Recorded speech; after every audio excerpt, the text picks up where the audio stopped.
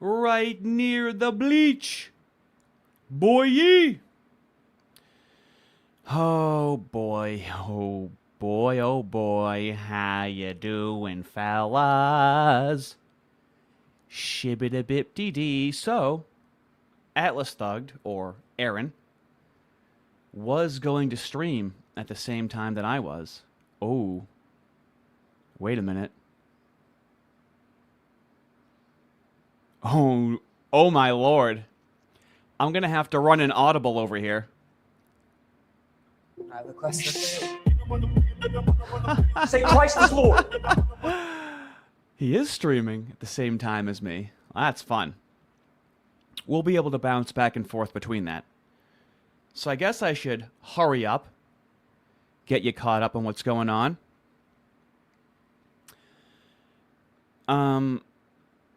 Where do we start? So, as always, I am posting that I'm going to be streaming tonight.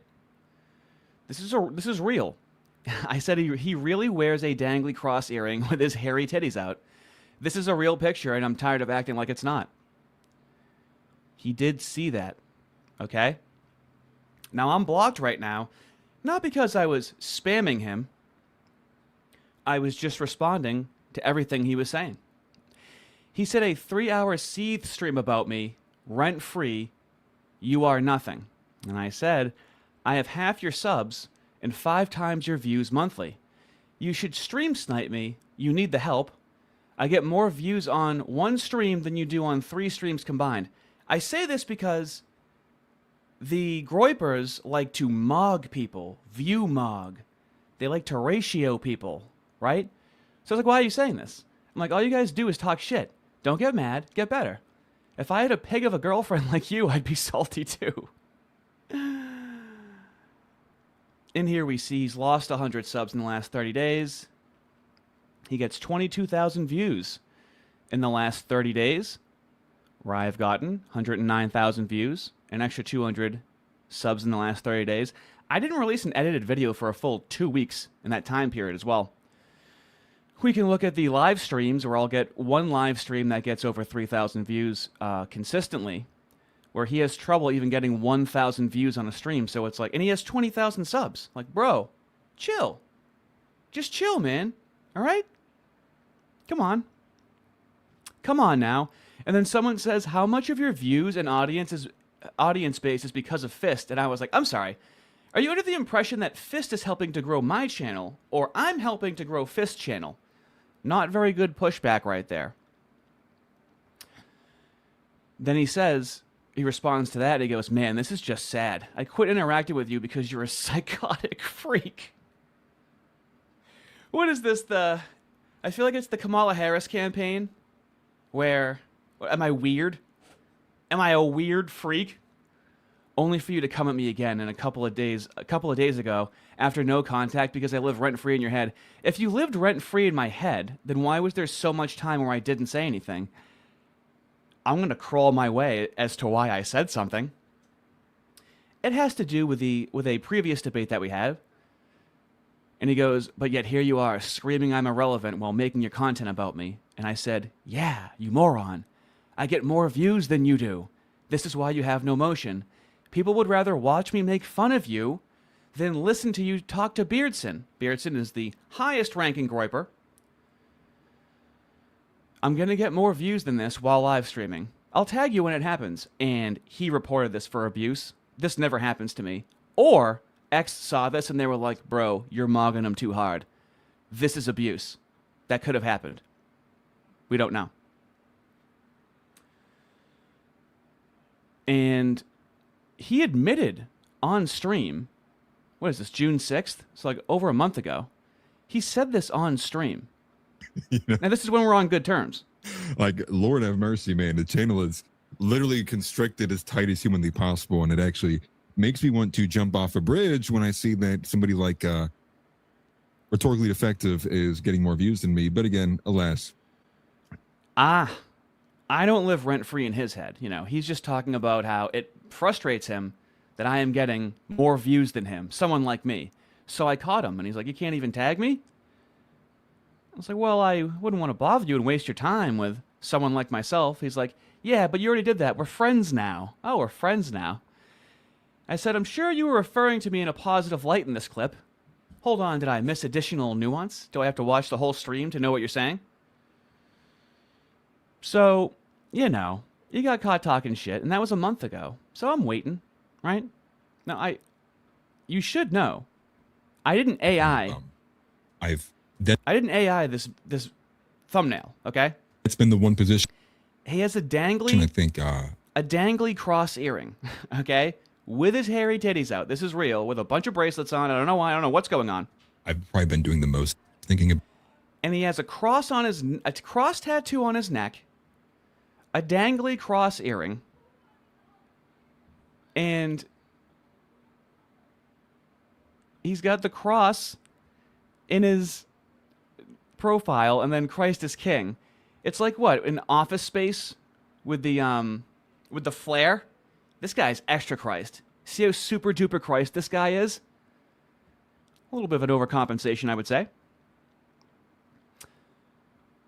And you can tell things aren't going well, all right? His last edited video was a month ago, 1.5 thousand views, 1,000 views. It hasn't been going well. Now you'll notice he tagged Casual American Media because, as he'll admit later on, he signed a contract with them. Who's Casual American Media? Well, that is Vrillium's network. There he is. There's Aaron Shepard. We're just gonna... I've been ignoring that for months now. I knew it would come up at some point. I also love how he makes a video saying it's not you, it's your video. Like telling people how to make good YouTube videos when it has 1.2 thousand views.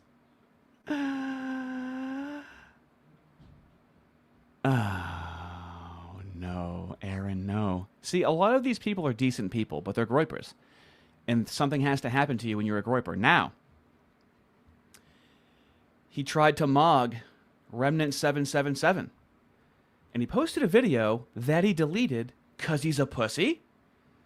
And Remnant said, literally missing the whole point of everything I said, stop this performative retardation.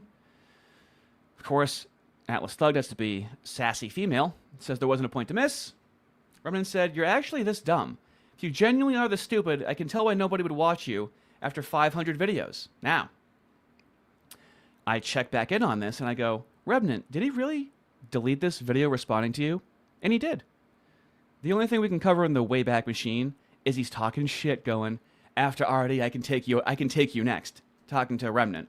And then he deleted it like a fucking pussy. Okay?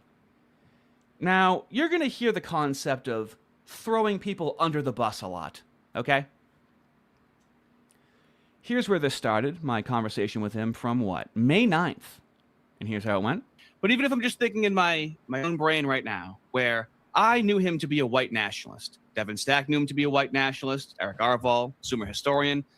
So I'm talking to Groypers, and I'm like, can we at least say he was a white nationalist? Because I don't know what he is now. He certainly was a white nationalist at some point. See if I can even get that concession. People knew him to be a white nationalist. He all of a sudden started putting out very civic nationalist rhetoric.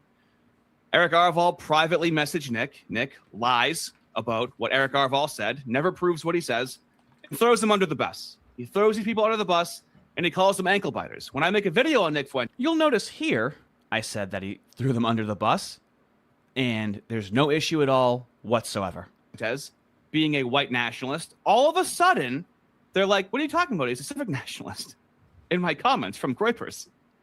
And it's very confusing. So, like, for example, do we know when he stopped being a white nationalist? Nick Fuentes, is he still a white nationalist? Or is he a civic nationalist now? Can I have clarification on that?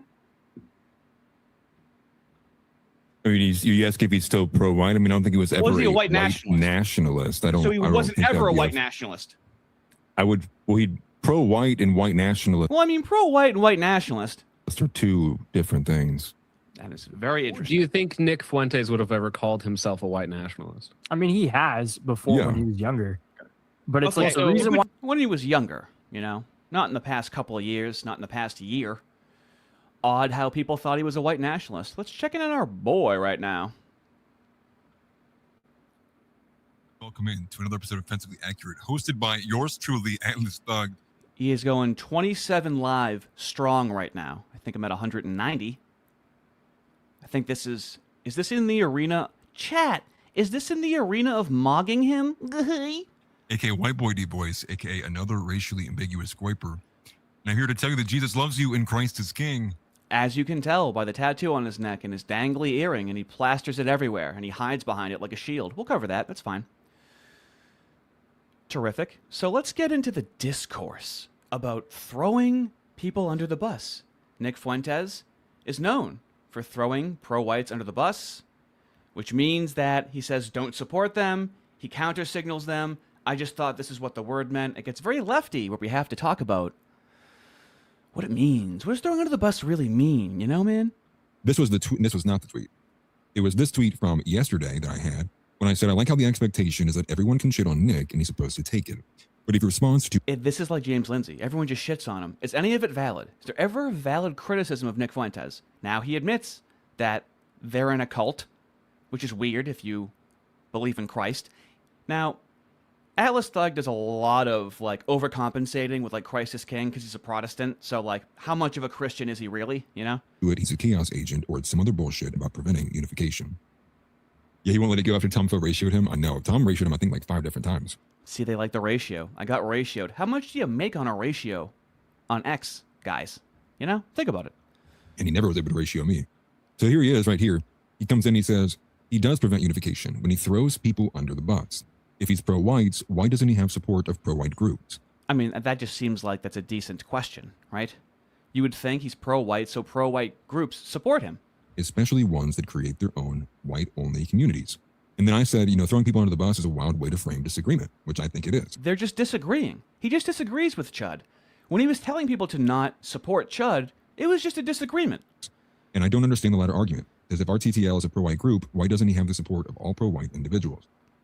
But again, we find the crux here to be... It's not the support of all pro-white individuals, it's the support of any pro-white organizations. Do you see how he has to reframe the conversation like a gay little lefty?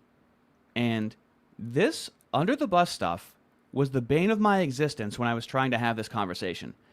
Because now we have to talk about, what does it mean? This is just incredible to me. But he goes on, he says, your Naxalt fallacy should be ignored because of... Not all. He's like, aha, so not all.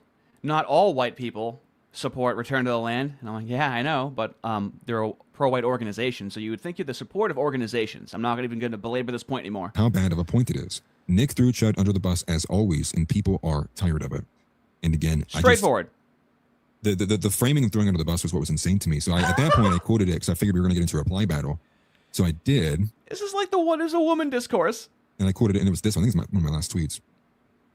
And so this is what I said. I said, this wigger keeps saying Nick threw Chud under the bus, but can't get it through his head they were never on the same team. So he can't throw him under the bus because they were never on the same team. Now, I'm just going to keep cutting back to this because this is what led to this happening today. I saw that Nick Fuentes said this today. Praise the demonstration by Patriot Front without throwing shade at me at the same time, without using my name to bait engagement and throwing me under the bus. And it sounds like he's talking about his enemies throwing him under the bus. Now, this is their entire argument where if you're enemies, you can't throw someone under the bus. You can only throw someone under the bus if you're on the same team. Interesting. Nick owes him nothing, just like the rest of this fractured AFU group who keeps demanding he bend to whatever they want him to be. Throwing under the bus is like, if we just look at this, if we just, we can even use the definition. I don't have a screenshot here. Let's go ahead. If we just look at this, right? Throwing under the bus means throwing under the bus. And usually when you throw someone under the bus, there's a consequence, like not supporting them, counter-signaling them. How did Nick Fuentes suffer if he was thrown under the bus? Were there any tire marks on him? Was he unable to move? How was he thrown under the bus by his enemies, by the way? We use the first AI definition there. Excellent. This is on Brave. It says to throw someone under the bus means to, what's the first definition? Betray. How do you So how did Nick Fuentes' enemies betray him? Interesting. Betray someone if you're not on the same team. Right? Right? Yeah, nail it, Second dude. is to blame. Okay, blame. Or sacrifice another person to protect oneself or gain a personal advantage. Yeah. Nick Fuentes wants the resources going to him. This is not a controversial opinion. We all see it. And here's what they're saying. So now the argument is that Nick threw Chud under the bus to sacrifice Chud so that he can have to protect him from what? All Nick has been getting since he took this stance is being attacked by a bunch of what I would call a bunch of low IQ ignorants. I know. Oddly enough, when he gets attacked, he victimizes himself, Aaron. You guys study these tactics so much, but you can't see when they're happening right in front of you. And that's going to solve the problem.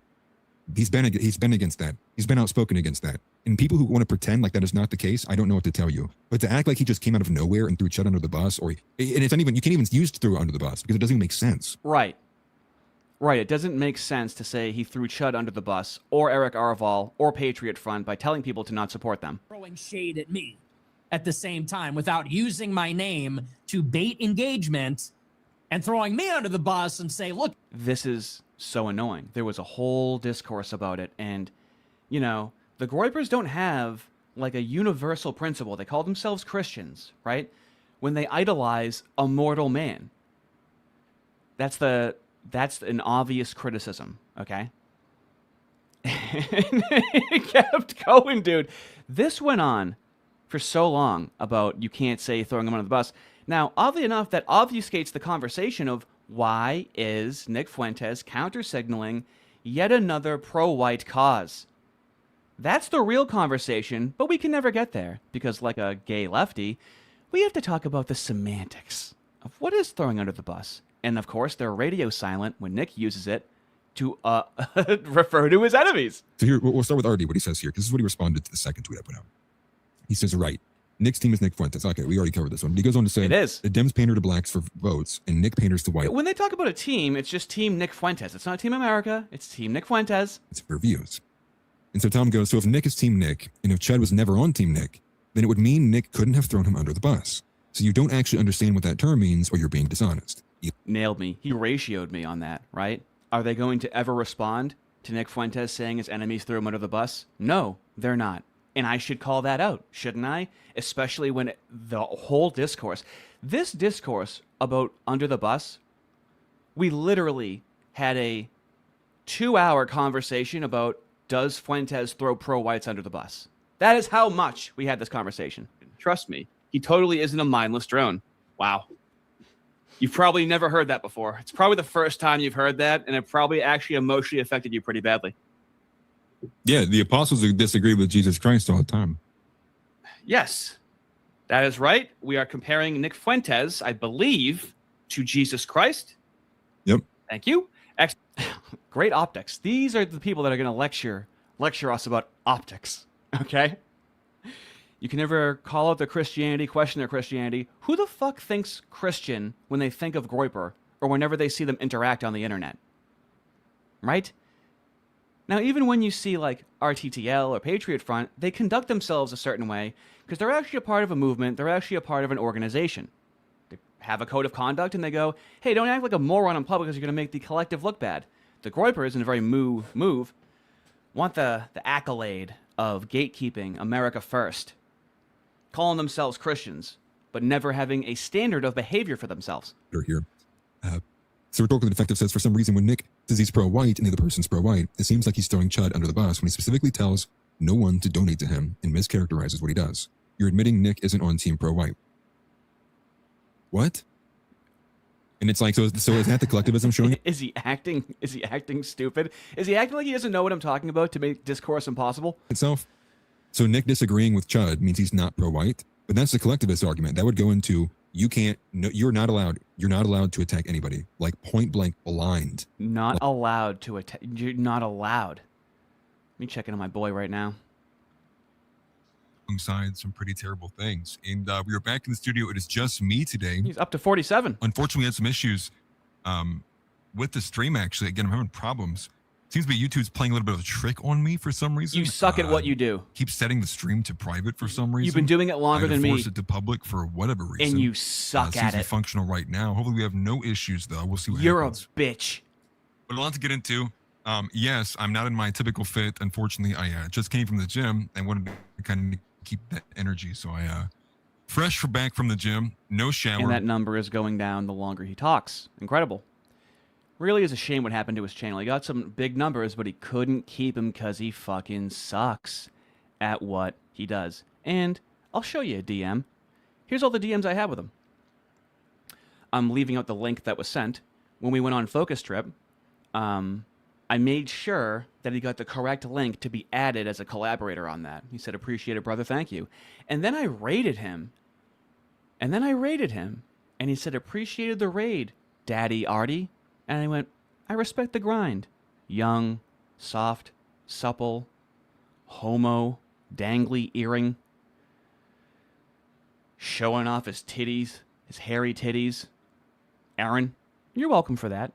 You know, yeah, it's impossible for you to hit triple digits live, so I wanted to help you out. You know, help. He's down on his luck. I wanted to help him out. Like blind collectivism. And that's what I mean. This is kind of what you see from the left, which is they might eat their own, but they also protect their own. They protect the radicals. This is their own. Now, is their own the whites? No. Any disagreement they have with the pro-whites has to be really exploited and leveraged to go, no. Pay Nick Fuentes $100 a month to text him. That's going to save America. To be honest, it really doesn't improve from here. It stays inside of here. The one I would really like to see is if I can find it again. Here it is, right here. Say the under the bus line for the 7th time. Do that thing where you repeat yourself over and over again like a beep. Come on, you know what to do. You claim to be a Christian when you idolize Nick Fuentes. Please don't go down this road. It's okay to disagree with Nick. Oh, yeah. Dude, bro, I saw this. I'm like, I'm done. I'm done. Oh, no. Having this whole Groyper community and you only have 45 watching, your career is done. That's done. We're just getting started, Aaron. Already won the debate. We didn't even get to yesterday. We didn't even get to tomorrow. Like, what are you talking? Already won the debate. You are the one who has said under the bus 500 times. Oh, well, I was trying to talk to you guys, you know? So what was happening is that Tom Foe, who I'm not going to say anything about in this stream, was saying, he messaged me, we rectified things. He said, whoa, be careful, bro. You kind of sound like you're about to throw me under the bus. And every time I'd respond to him, he would keep saying that, oh, it seems like you're going to throw me under the bus, right? That's why I was saying that. It's there for everyone to read. If you literally search under the bus. How many more times do you want to hear under the bus? This is why I mean, this is how this started, dude. Be careful, bro. It sounds like you might end up throwing Atlas under the bus. Bro, I looked at the definition, bro. Whoa, be careful, bro. You kind of sound like you're about to throw trans people who want to kill kids and cut their balls off under the bus. Bro, trust me, bro. I looked at the definition. Whoa, be careful, bro. You kind of sound like you want to throw me under the bus. I mean, that's why I said that, okay? And for the last time, for the absolute last time, I went through that whole thing with all of them, okay? And then I hear Nick Fuentes say this. And nobody can praise the demonstration by Patriot Front without throwing shade at me at the same time, without using my name to bait engagement and throwing me under the bus. And so I hear that, and I'm like, you know, this is a good time to revisit this, because that was a whole discourse. And I said, asking Nick why he counter-signals pro-whites is throwing Nick under the bus? Nick telling people to not support Chud, Return to the Land, or Patriot Front isn't throwing them under the bus. Groypers clung so hard to this under the bus line. To the Groyper, words don't have meaning, only purpose. Now, this post here is unavailable because he blocked me. Is that what it is? Yeah. Yep. He blocked me. So it's no longer available. All I was doing was showing from our conversation. Can you guys hear that in the back? Oh, do I have to close the window? Oh, I'm going to be sweaty, Ardy. Hold on. I made it extra sweaty for you. Oh no, I'm going to be delusionally sweaty. New member, Pilsnari. Thank you. Oh, actually, if you remember, you can see, go to the members only live streams and you'll see 100% of Groypers are gay and black. And boy, oh boy, is that where this really started behind the paywall. I try to be polite, but Sunday Math, $2. X Mods, Get Mogged, Thug. Sunday Math, $10. Thank you so much. That's a wild way to frame a disagreement. Is exactly what they said about the heresies and schisms that caused so many wars throughout church and history since ancient Rome. He just doesn't understand, you know? Theodore, $10. Thank you. You can't say white people are your side and then not be on the side of white people. You can. That's how you be a Groyper. And then when you're criticized, you victimize yourself like the Moose. The Clam, member for 2 months. Thank you very much. Sunday Math, $2. Under the bus, go round and round and round. Dude. And then Nick Fuentes explicitly uses it to describe his enemies throwing him under the bus. All that out the window. It's not about having a movement. It's about controlling a movement. Oh, leave me with a frying pan, $5. It's not about having a movement. It's about controlling a movement with smooth talk and based memes in a group of midwit spiritual cocoa melon shots. Non-sleeper, $20. Thank you so much. I really appreciate it. I like how they really do be dissecting under the bus, but not to the content of the actual argument. It's almost like it was an obfuscation the entire time. Can I pull up what he said? Let me try. For posterity. He said... it was like a Richard Spencer... Like a Richard Spencer meme. Oh, there it is. It's disgusting and gross. I mean, he should just be... I don't like ugly, He said your obsession... freaks. Your obsession disgusts me. I'm obsessed with him. Because I was proving him dead wrong. And I said, Groypers and trans people tell you you're obsessed with them over the slightest criticism. Oh, it's just fantastic. Let's try and catch up. See what's going on. Towards Israel. Yeah. Israel's, in the commentary, in the thumbnail. Yeah. Yet to be seen. I'm sure there's an explanation for it, but let's see. This is the thought process that he is not a good actor. And the theory inside of there is the fact that he did. Yeah. I never did anything. That was actually all a joke that I just told you, actually. Yeah. Cute. Very cute. Very lonely. Can we get him above 50? Can we do it? It's too boring to even stream snipe. Did it in Minecraft. Ooh, the super chats are working. I saw somebody put something in there too. What do we got here? Oh, now we're getting started. This is the right one. There we go. Now we're back. Hopefully the super chats are working. I saw somebody put something in there too earlier. Nice. There you go. I don't know. Again, like I said at the beginning of this, there was something odd going on where it forced this stream. Stop talking about your tech issues. Oh my god, you're so boring. Oh, actually, no, we're not done. I got one more clip from this. You see? You get your timestamps, you pre-watch it, and so I commented on how, like, around women, they just act like rowdy street blacks, right? So on one hand, he likes to really say, like, he's Christian. It's like, well, how do you guys act Christian? Who thinks that Groypers are Christian? You just say that you're Christian. How are you Christian? What do you do that's Christian? Oh, you're an atheist. You can't tell me what it is and isn't Christian. If you fuck a dog, can I say it's not Christian? I'm just asking over here. You're the ones putting your Christianity at the forefront as a shield and then victimizing yourselves whenever it's asked. You fucking hit my comment after I just said hey to you. So he's barking. He's all hell. I said hey to you. So Beardson is barking at Faith Merrill over here. And he's like, hey, I said hey to you and you hit it, you bitch. You stupid bitch. Why'd you hide my comment? It's like it's like a black guy being like, hey, why didn't you... I said hi to you, bitch. Like that's... Like they don't have any actual standard of behavior for them. And it's like, I understand saying things about women, but then you're just like, a woman on your side hid your comment because you're being a creep. And then she said it's because you were being a creep. He's like, you're a stupid bitch. Because he's trying to impress his friends. It's very juvenile. Nick Fuentes wants you to go to Never Never Land and never grow up. Okay? But let me get my lashings. Bitch, why'd you hide my comment? That's how they talk to women on their side. You know how gay that is? Think about how gay that is. Imagine me going to one of you guys. I'm coming up to one of you guys in the street. We're hanging out. And I'm like, I'm Tom. Tom, look how these guys talk to women. Look how they're mean they're being to women. Dude, that isn't. Yeah, I bet he fucking talks to his fat, hairy, disgusting girlfriend like that, right? Yeah. Hey, I'll tell you what. I know I'm blocked right now. Aaron, okay? Bring your disgusting, smelly pig of a girlfriend on stream. I'll tell you how a fucking man talks to a woman, all right? I'll show you how a man talks to a woman. Because this is how we talk to women, right? He's all talking no cock. Shut the fuck up. It's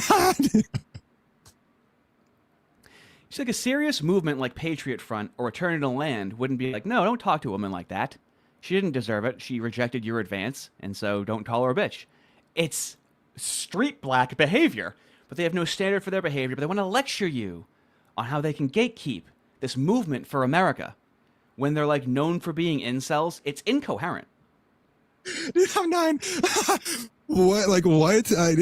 Yeah, Ardy is a feminist? Like, excuse me? Like, breaking news, your front page news, Ardy comes out as feminist. Like, what do you mean? Of course we're talking to women like this. And Faith Merrill deserves it. Faith Merrill, we just got off the back of, oh, dude, I got a little lightheaded. Yesterday, we got off the back of... Of course we talk to women like this. We just talk to any women like this. Like a black? Did she do anything to deserve it? No, we talk to women like this because we're cool and we're impressing each other. Grow up, dude. If you want to like figurehead and like have any leaders in a movement or anything like that stuff, okay? It delegitimizes you as a movement of people we should listen to. Sure, we make jokes here and there. Sure, Joel Webber makes jokes about women, okay? But it's a type of woman. He doesn't like trash women on his side. Do you understand that? Covering... Oh, but she's not on his team. Okay. Faith Merrill. And what is she... And what's she doing? She's hiring a Nick Fuentes lookalike. Yeah, you know what? You know what, dude? Fuck Faith Merrill. She's a piece of shit, right? How dare they say this to Faith Merrill, who's literally doing everything in her power to... Yeah, screw Faith Merrill. As we can see on the Virillium Network, we have Aaron and Faith Merrill. Like, they're so bad at building any sort of coalition, building any sort of group. Like, I'm not exaggerating. We're going to cover this right now. You think that their strategy is retarded because their strategy is wait for a dark horse candidate. It's way more retarded than that. Their actual strategy is all of them are supposed to become rich millionaires and then toss out like 10 to 20 grand to people on their side that need it. Do you think I'm exaggerating? I'm not exaggerating. Okay. I think we can get rid of that. And terrific. So I thought to myself, he had a Groyper week. Let's start there. Where he was going to talk to Groypers, right? He talked to Tom Foe. It was a whole thing. Whole thing he advertised, right? And I posted this on X. Fist has less than 2,000 subs, and he got 3.9 thousand views talking to Tom Foe. This guy over here, Aaron, talks to Tom Foe for his collab week and gets 1.1 thousand views. More people would rather watch Newsfist talk to Tom Foe, and it was like 2 times his sub count for the views. This guy can't even, barely nudged over 1,000 views. Is that concerning to you at all? So he talks to Greg the Groyper. Greg the Groyper is a nice, simple man, okay? He's a Groyper. If he wasn't a Groyper, probably be a very solid dude. Still is a solid dude. He coaches jiu-jitsu, right? Now, if that was Patriot Front or Return to the Land, that would lead into you teaching other white men jiu-jitsu, right? That's what that would lead to. But not here.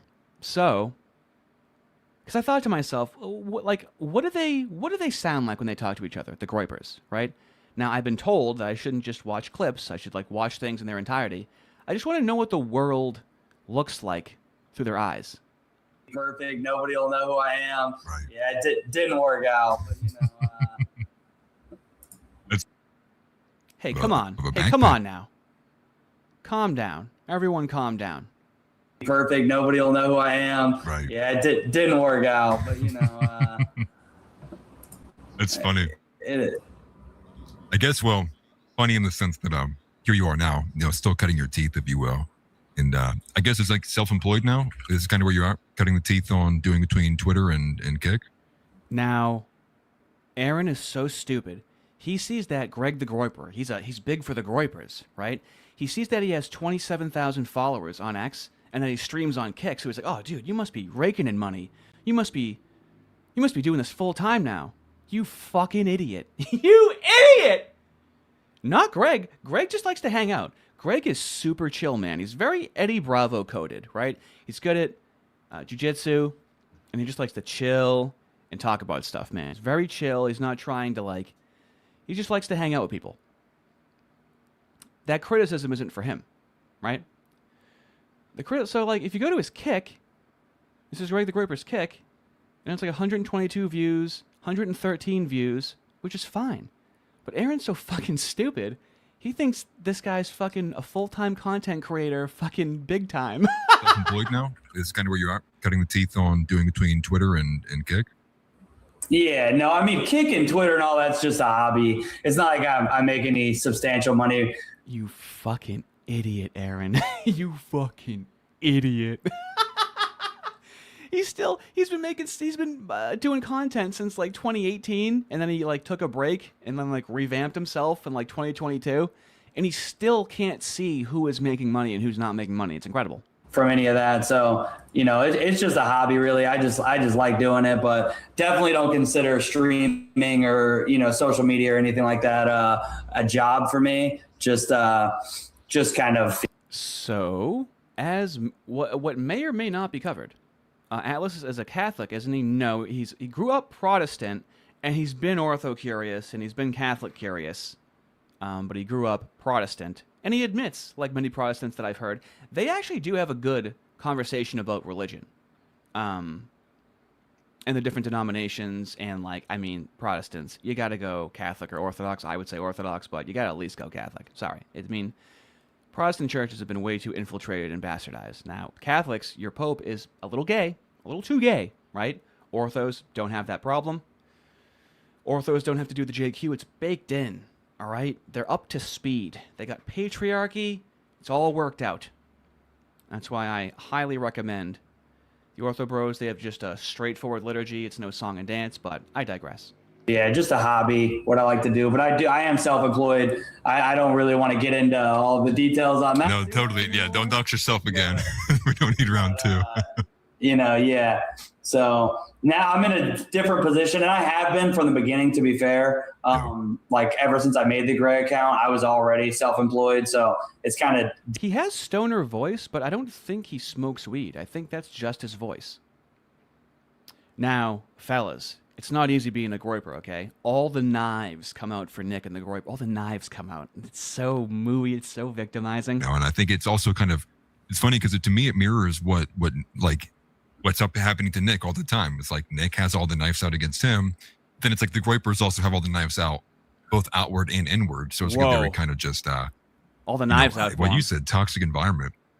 I'm kind of glad you made it through it. And I think it does take somebody who can take a few on the chin to even survive in this environment. Because if you crash out the first time someone disagrees with you or calls you, whatever. See, it's just disagreements, What are the disagreements that's so mooey?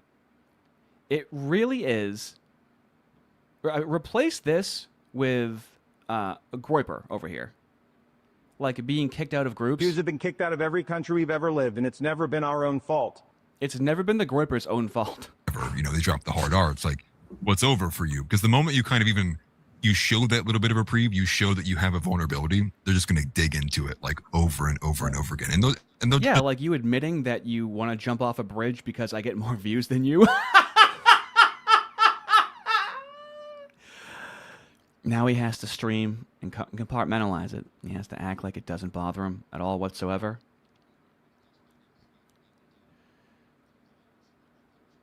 And he's killing it, man.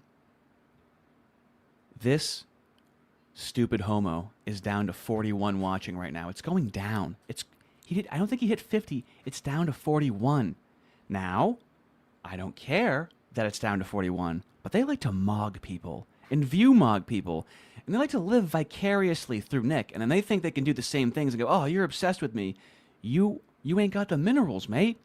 You don't have enough to be obsessed over. And then when I'm making fun of you, you have more subs, but I'm still punching down. Pride cometh before the fall. They're Christians, but they don't understand glass houses. It's incredible. It's either, like what you said, they run you off the platform. But with the introductions aside, I'm glad I was able to learn a little bit more about you. I'm kind of curious, because there's a lot of stuff that's going on. There's stuff all over the place. You have protests in New York City. You have the Iran war. You have UK's on fire, essentially. I'm not listening to you talk about geopolitics. I'm not going to do it. I refuse. I refuse to do it. Sorry. It would be offensive to my co-host Newsfist if I listened to him talk about geopolitics. I'd be cheating on Fist. On that note, actually, there's probably another through line in there, and I'm curious how much. Now he comes up with something brilliant here, and I have to give credit where credit is due to Aaron. Okay, I'm gonna steal this from Aaron and use this myself. You heard it here. This is immortalized in time. We've had to deal with, because even inside of the dissident wing of young people who are waking up, especially like white men, there seems to be like this big split where you have the Groypers in like the Christ first crowd, and then you have the white first crowd. Christ first versus white first. You know, I'm going to borrow that, but I'm going to say race first versus God first. But that's good. He came up with that. That's a good one. I don't know how he came up with that. I'm going to start watching him and stealing his stuff. This guy's clever. Searsight, $5. I wasn't late. You were late. No need to restart the stream, though. I've now caught up. Thank you. You came in just in time. DPK, $5. Thank you so much. I can't understand. We have this chance to start a pro-white movement, but all these people want to do is sit and do nothing. Really? Well, it feels that way, especially when you're counter-signaling, you know? When you're counter-signaling the pro-whites that are actually doing something. Bill Clinton, skin suit. 5 of something you need to live. Nick doesn't throw people under the bus. He sacrifices them on an altar for personal gain. Keep up the good work, my fellow Mayo. You're right. Didn't that feel very mooey? Didn't that feel very lefty, where the whole discourse is about you can't throw him under the bus, and then he blocks me when I show him Nick Fuentes using it exactly how I used it? Ah, I love it. Arden Party, best mod in the business, fight me. $5, thank you. Under the bus. Everything's harder down where it's harder. Under the bus. We will be raiding Atlas Mug later. Cheap ad, find me on Rumble. I think I got the correct song there. I could raid him. I actually could raid him. I could, but I really like how they try to pull rank on ratios on Twitter. That's like Keffels, dude. That's like fucking 2021. Ratioing people on X, dude. Does that put money in your pocket? That's the thing too, is that like I get more views. I technically have more clout than Beardson does. It's not a dig to Beardson. I'm very fond of Beardson because he's like, as you're gonna see, we're gonna do the Beardson conversation next. But this is like Greg the Groyper is a good guy, I can tell, right? But for some reason, you want a community, right? But it's an online community, it's Groypers. You don't actually really have to do anything for the community. There's no real rules or anything, and you feel like you have a club. I get it. The Clam for $15. Thank you so much. Hey crew, Ardy, keep up the good work, gentlemen. Clam out, dude.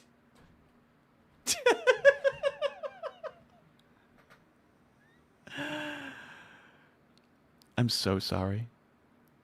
I have to play this. Shut up, silly woman. Thank you. I really appreciate it. Imagine if I just start talking shit about her because that's how we talk to women. Do you see how I'm joking and I'm not like directly like, that's all you're gonna, this is how we talk to women. See how it's like joking, right? Why am I understanding humor right now? Thank you so much. I really appreciate it. It's lonely here for a clam. Appreciate it. Sunday Math, $5. I always thought people were trolling when they said Nick was Catholic. After showing me the most heathenistic jokes you could possibly find from his show. That's what I'm saying is so Andrew Wilson doesn't even put being Orthodox at the forefront when he's talking to somebody. He will actually entertain the argument from their perspective. Same thing with Jim Bob. Same thing with Jay Dyer, okay? The Groypers like to put the Christianity, the Catholicism, at the forefront. And it's like, well, then you should be judged for that since you're bringing it up. No. You can just act like a street black. Radio guy, member for 7 months. Fake laughing so the voice changer doesn't freak out. No, his voice does crack. He's not using a voice changer, but like his voice will sound like this and then it'll talk like that. Like there's a crack. You guys ever notice the crack in his voice? It's bizarre. Andrew Zanimatics, $2. Thank you. Fuentes.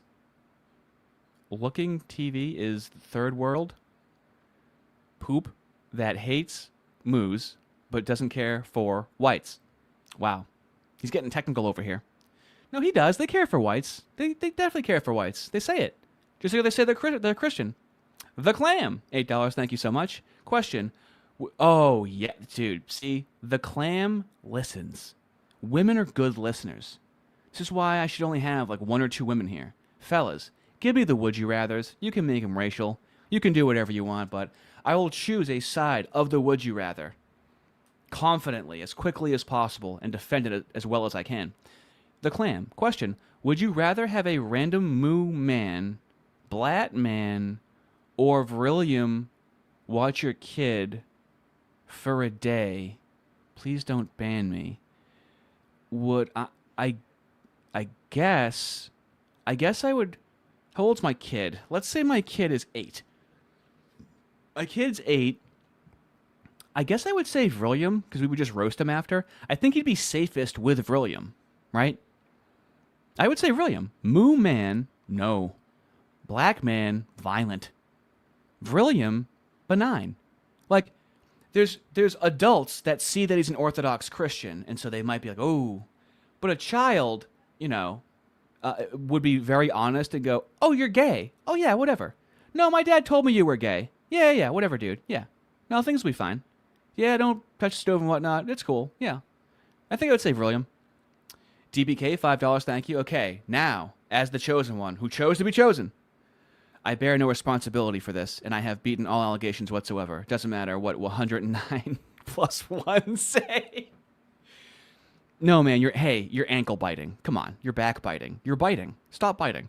Leave me over the frying pan, $5, thank you. The most famous Groyper, feminist, moo, muzzle, commie, anti-commie, and brown man walk into a debate. They agree on everything. Hey, we just want to work with them a little bit, okay? Now, I want to go back to this really genius line. I don't know where could he possibly have come up with such an amazing categorization of what's going on the dissident right. Wow. Race first or God first? I got to start using that. Especially like you white men. There seems to be like this big split where you have the Groypers in like the Christ first crowd. And then you have the white first crowd, which is like race above all. Some of them even, paying homage to Christianity, but saying outright, like race is the number one issue. I guess what's been your experience with that? What's your... You have to understand, you are never, ever, ever getting rid of the race first people. Okay? Also, you need the race first people. Not all of them. You need the leaders that are race first. They are a part of the solution of what's going on in society. They tend to, since they prioritize the race, boots on the ground, okay? This is why Patriot Front, I believe, says natural law and they don't invoke God, okay? The race first, they get more done now, immediately, and endure more risk, okay? So you're going to have to find a way to work with them, which I'm already building a bridge, okay? Thoughts on that. And like me, I find myself basically arguing with everybody on this side of the space about what is most important. And I find it to be tarrying, like you said earlier, but, very tiring to have to do. So kind of like, what's been your experience with them? Yeah, shout out Terry. But no, I mean you put it perfectly there. I mean there is kind of two sections, and even some of these people, some of them would just be full on Wignat, and then there's kind of that little, if it's a Venn diagram, you got those people that still kind of claim Groyper, but they, at the end of the day, they're kind of white first and then Christian second. And I just try to say, you have to understand why a person could possibly be white first before God first. You have to at least understand why a person would come to that conclusion, okay? Don't act like it's crazy. Look, I'm as pro-white as you can find out there, but I'm Catholic first. I'm Christian. Are you though? First, and I will never put my race above my Christianity, my faith, just because. Look, well, with your type of Christianity, is it possible that it does allow the universalism that did allow non-whites to come into the country? I've had this conversation so many times. That would be the next step in the conversation. Obviously, how does being pro-white fit into your Christianity, and how close of a number two is your pro-whiteness? in your Christianity. That would be a deeper conversation, right? But we have to start. We have to have that starting point to then decide where we go, how it branches out from there. I want America to stay majority white. I want Europe to stay majority white. I want to. But do you appeal? Can you appeal to your Christianity to make that come to fruition? Good criticism of your Christianity. Now, he's a Catholic. Pope, not looking good. So, right now, removing every other conversation I have, and like, I want these conversations to go well. Right now, Race First is winning with his version of Christianity. Do you understand that? If you're a Catholic, what are you appealing to? Now, Ortho's very good with being pro-white as a very fucking close second. They're going to tell you it's intertwined. They're God first. But if God is a 10, fucking pro-white to 9.5, okay? With the Orthos. With the Catholics, though, you have gay Pope. So what are you appealing to? This would be a deeper conversation, and I wouldn't want to be unfair. If I was going to talk to a Catholic about this, I don't want to do any gotchas in this fucking conversation, okay? I would want to ask them that question in advance and have them think. Talk to people in their church, reflect upon it, and talk to them after a week when they want to have that conversation. I have no problem with that at all whatsoever. None of this is meant to be a gotcha. All of this is productive discourse to coexist and build a bridge between dissonant groups. Fight for my race, my people, just like I expect other races to. And I don't see anything wrong with that. But at the end of the day, like, I am Jesus Christ first above absolutely everything. And now, this is what I enjoy, okay? This is what I enjoy. Comments like this: race first is objectively correct. Now, am I supposed to go, oh, but what are you going to be? Why would I argue with that person? They're here. They're coexisting in the community. And then in the chat, people will have a little back and forth. And it happens in my comments. And a conversation happens, right? Now, I'm going to warn you, the line is hating Christ. I can't support that, okay? But as I've been showing Christians, there are an emerging amount of pagans that are like, hey, we don't hate Christ, we want to work with Christians. Okay, permissible, right? You don't have to. There was a really good, I should show you right now, actually. Let me call an audible. It was such a good comment that you just don't see in right-wing discourse, and it happened in my YouTube comments, and I would like to have more of these types of conversations. What is it, cool? Think of the words cool. I just got to think of the keyword. So, I loved this. So, someone said, I'm a pagan and think instead of dismissing our valid critiques, maybe some kind of dialogue could occur instead of insults and dismissals. Maybe even recognize that we have no spiritual connection to your deity and that our beliefs are valid. Now, he clearly was listening in passing, because whenever I talk about pagans, I say what I just said to you, okay? And somebody responded and said, Christianity rejects that your beliefs are valid, which is why Fist isn't speaking about your beliefs so politely. It's pretty, in terms of how people talk about pagans, we're fucking puppy dogs, okay? You kidding me? In terms of people that are very Christ-focused, we talk about pagans very nicely. We can definitely collaborate on certain things despite that, but expecting validation from people whose holy text says your gods are demons is silly. I've got a good friend who's a Norse pagan, and I respect him plenty as a person. That's why I don't talk to him about our religious differences. I'd rather focus on what we can build on rather than what we absolutely cannot. He doesn't expect me to come drink with him on solstice, and I don't expect him to come to Easter service with me. If you want to be respected, compartmentalize and focus on what we can respect. There's no real religious debate to be had because there's not even a baseline or foundation we can agree on, so let's focus on something productive instead. Dude. Not an ounce of fat on it. And that is the point of the landing pad of the channel, fellas. Okay? That's a better bridge than I could ever fucking built right there. And it's always going to be that. And sometimes you get that, especially you see these things like the stabbing in the UK, the everything going on with the Jays here in America, with the Carmelo case, and you start seeing all this. I mean, you see this aftermath of the Carmelo case and all this kind of stuff. It can be quick to be like, bro, TND. You know what I mean? It can be quick to start. Oh, yeah, dude. Groypers never say anything regrettable ever. They never dox people or anything like that. So I understand, like, the way that Patriot Front and RTTL operate is that they do have a code of conduct, and they would say something to people on their side in their group if they violated a certain line. They don't have that. They don't criticize any of them for their behavior unless they just disagree with Nick. That's the only time they criticize each other. Having those type of thoughts, and I'll get people saying that kind of stuff in my stream on X, all that kind of stuff. I think it's just important to try to just, dude, sometimes you just got to log out. You just got to breathe. You got to go to mass. You need to just be like. Do you say that to Groypers?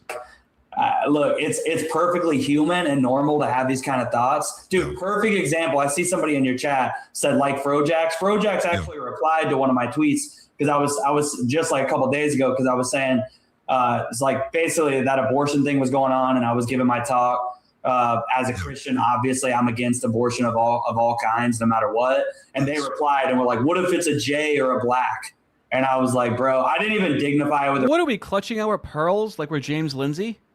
Oh, can you believe somebody said that on the internet? Yeah, you see what the Groypers say? What are you talking about? Response, and I actually like some of their content. Yeah, like I think they're pretty good at debating race. And again, I'm pro-white, so if you're a pro-white debater, I'm probably going to align with you on a lot of things. Right. But at the end of the day, I think that's why it's so important when Nick, like he went on a good monologue, one of my favorite monologues the past year. Oh, they love the Nick Fuentes monologues. They love them.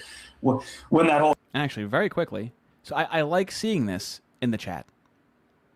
I really do enjoy my chat genuinely.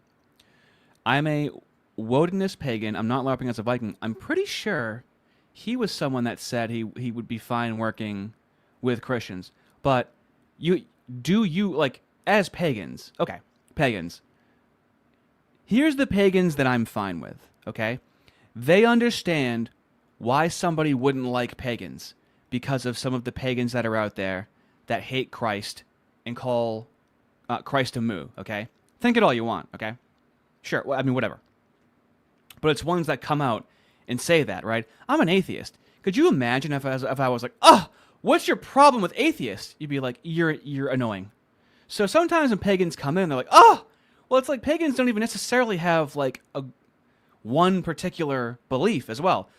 So, but also, I like the Christians that are like, oh, dude, I understand why you don't like Christians. We don't subscribe to that Christianity. And then the pagan goes, I understand why you don't like pagans. I don't subscribe to that type of paganism. Right. Like, do we understand, like, how this can work if you really want it to work?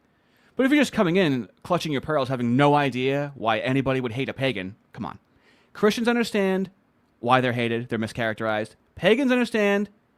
Atheists understand in this sphere on the right wing. So you have to at least understand why somebody would fucking hate you. Okay? That's not right. And then we can actually hang and talk and be cool. Andrew Wilson, Richard Spencer thing happened, and he was kind of talking about how, like, I'm Christian first. And I'm a Christian. If you don't like that, like, F you. And I think that's so important. That message, like, dude, I get goosebumps hearing that monologue. Like, what does it mean to be a Christian, though?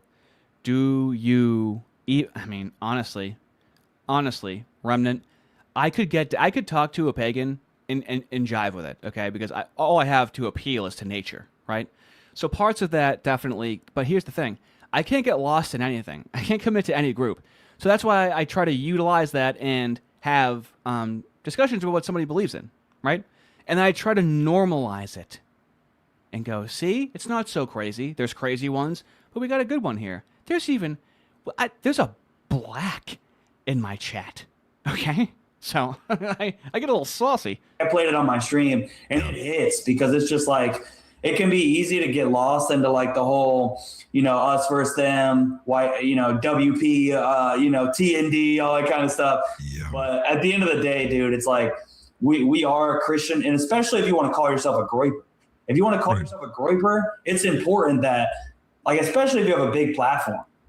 And like you kind of touched on this before we even got on this topic. It's especially important for me now that like, and I had to kind of think about that more over the last 6 months, because back then I could kind of get away with saying certain things out of emotion or maybe not thinking too much. Now I really, especially obviously on X or on my stream, I kind of got to think twice all the time because people, I mean, especially like the new guys or like, you know, people. And this is, in fact, a Christian movement, whatever that means. Funny. But if you have a bigger platform, especially, you should try to, you know, remember that this is a Christian movement. And, you know, if you're not Christian, like, it doesn't mean you can't support Nick, you can't support the Groypers, but kind of like Nick said, dude, it's like that you're kind of never going to fully be on the team because we are a Christian movement. We are, you know, majority Catholic, but in general, Christian movement. And you shouldn't be putting, look, you can be pro-white. A general Christian movement. Like, even if you say you're a Christian, there has to be a denomination conversation, fellas. Like, it can only be muscular Christianity, okay? With your Christianity has to be JQ. Your Christianity has to be critical of the moves, okay?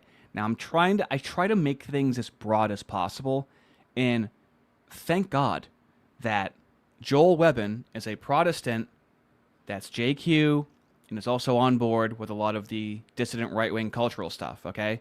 It takes awesome because there's a lot of Protestants out there. And, you know, instead of having to say you have to convert to this or that, you can still be a Protestant. And so there's that denomination. I don't know what's going on with the Catholics, but it's still better than, unfortunately, it's still better than a Protestant, okay? Well, here's what I don't understand. The Catholics and the Orthos, it's 2,000 years old, 2,000 years ago. Protestants are 1500s, okay? And Mormons are like 1800s. It's like, do you think maybe it's a little progressive? Your shit started a little bit late. That's all I'm saying, okay? I'm pro-white. I'm talking about pro-white issues damn near every day. But I'm not going to fully black pill. And we're not talking about violence. We're not talking about, as much as sometimes maybe you get the thoughts. I get it. I do too. Anybody who knows me knows I do. But, you know. And just to clarify this, someone said, Ardy definitely isn't spiritually pagan. Christ is the logos that upholds nature. And Ardy is hellbent or heaven-bent on holding on to logical coherence. I just don't have, like, the feelings, right? I can understand what you're saying metaphysically, and it can make sense to me, and I can use those metaphysical principles to guide my life. I certainly do, but I don't have the feeling, right?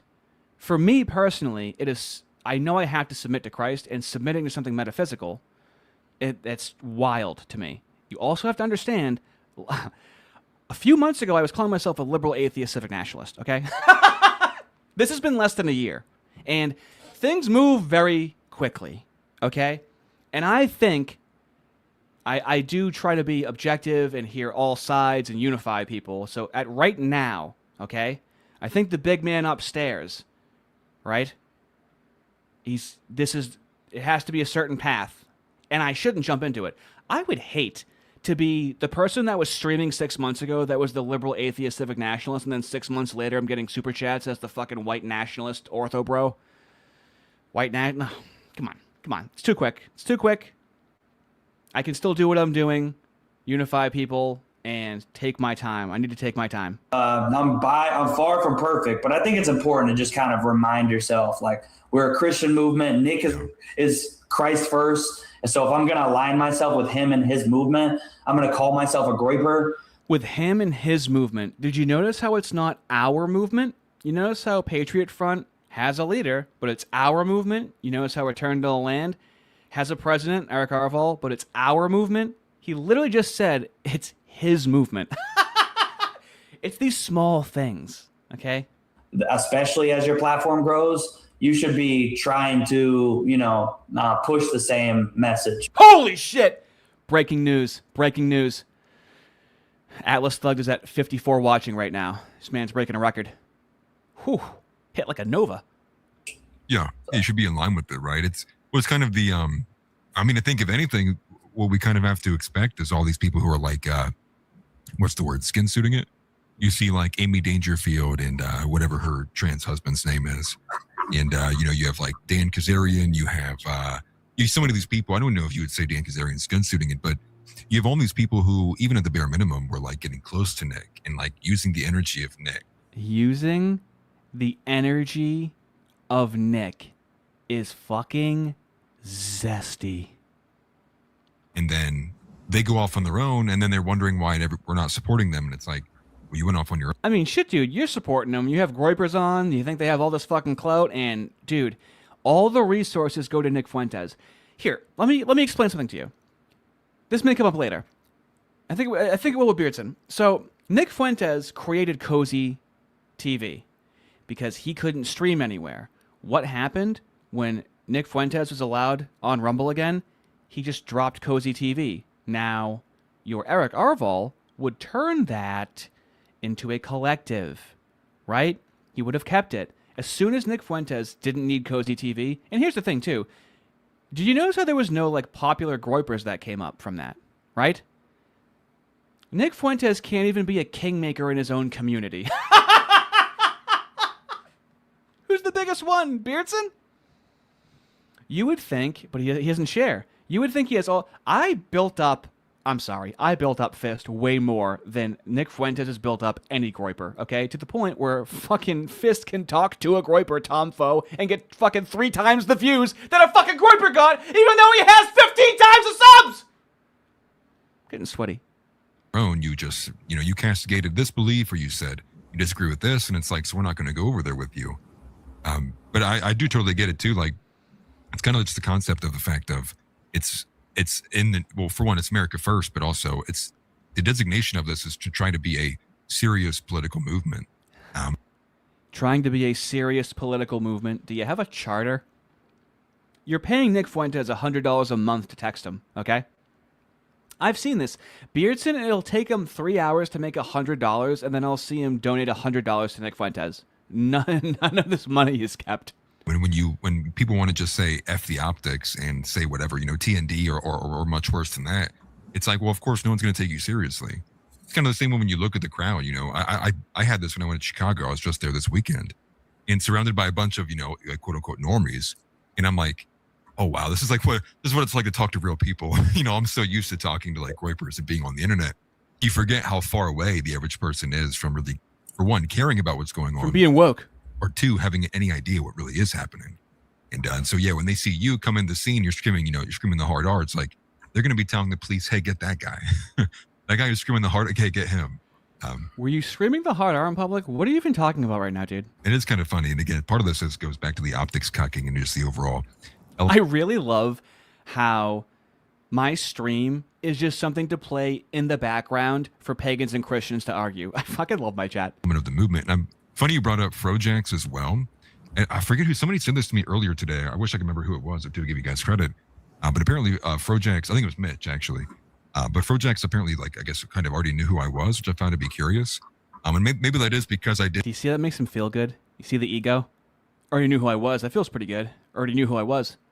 I did take on a debate with Rhetorically Defective not too long ago. About the exact issue about white versus Christ. Right. And it just turned into like a ridiculous shouting match. It didn't turn into a ridiculous shouting match. I literally was getting super chats fucking roasting him. I'll spare you. I was just getting super chats asking him questions and having him say things like, yeah, it's a cult. And yeah, I compared Nick Fuentes to Jesus Christ. It was some of the easiest work I've ever had to do in my entire life. It was very quiet and docile for like, I don't know, an hour and 20 minutes of it. And it's funny because they try to get you these gotcha questions, and that plays well for their audience too. Oh, would you abort a baby if it was a J or an N? And like their people are like clapping, like, yeah, we definitely would. Yeah. So consequentially, right? Some of us, I shouldn't say us. I should say some Christians will have the issue of like, damn, like, shouldn't I let my enemies kill themselves, right? Then you have your race first people that are consequentialists that are like, yes, I think, yes, let them kill themselves off. Yes. But Ardy, That's not a moral position. And you want to know what I say to that? You're right. I hold an immoral position when it comes to my enemies aborting themselves. It's not moral at all whatsoever. I have no problem granting that. I'm also not in a position of power, okay? But this is how I feel in general, and you can easily understand how I feel that way. And there it is. And it's like, no, like I find that honestly kind of grotesque. Like, why is that the next question after do I support abortion? And I think what Nick said too, like, do you have fun? The visualization. Fun question. That's one thing he's really good at, just in general when he talks. But the visualization of like, you would turn your back on Jesus because you found your race to be more important of equality, more important of a supreme principle. Okay, well let me defend the race first, fellas. Where did believing in Jesus get us? And then Christ first, fellas, said, well, we've fallen away from Christ, and that's been our problem. And then we have a back and forth. Usually it can be sped up by acknowledging that the Christianity we have is a feminine. You have to understand, if you think we've been lied to about everything, except we've been told the truth about Christianity, you have to understand we've also been lied to about Christianity, right? And you just have to talk to some base Christians, typically Ortho Bros, that will explain to you that, like, that's not actual Christianity. Like, you've been lied to. And, like, think of, we've been lied about everything, including Christianity. It's what I used to say to classical liberals. I'm like, okay, so you're anti-commie, and the commies have had all this institutional power, and they lied to us about everything except for the holly. We've been lied to about everything except for the holly. Now, you have to understand, we've been lied to about all of it, and that should be your grounding epistemology of being like, okay, I should hear this person out because I have been lied to about everything. To operate from. Like, I'm the same way. Like, I find that to be just, if anything, I find that to be, that's what lesser men do. And I'm not even trying to be offensive, but like, offensive. That to me is like that's what differentiates a lesser man. You're not trying to be offensive. I'll let you know right now, you're offending me by having 49. I'm sorry, I just went down to 47 people watching you. You're a highly offensive person. Versus a greater man. And people can be offended by that if they want to. I don't really care. But that to me is kind of like that big breakaway, which is there's and you kind of see it too, like there's a natural, what they call IQ gate, seems to be in the movement, people who get it, people who don't. And I don't really know what you do from that beyond. You don't know. But what do you do with the non-Christians, buddy? Huh?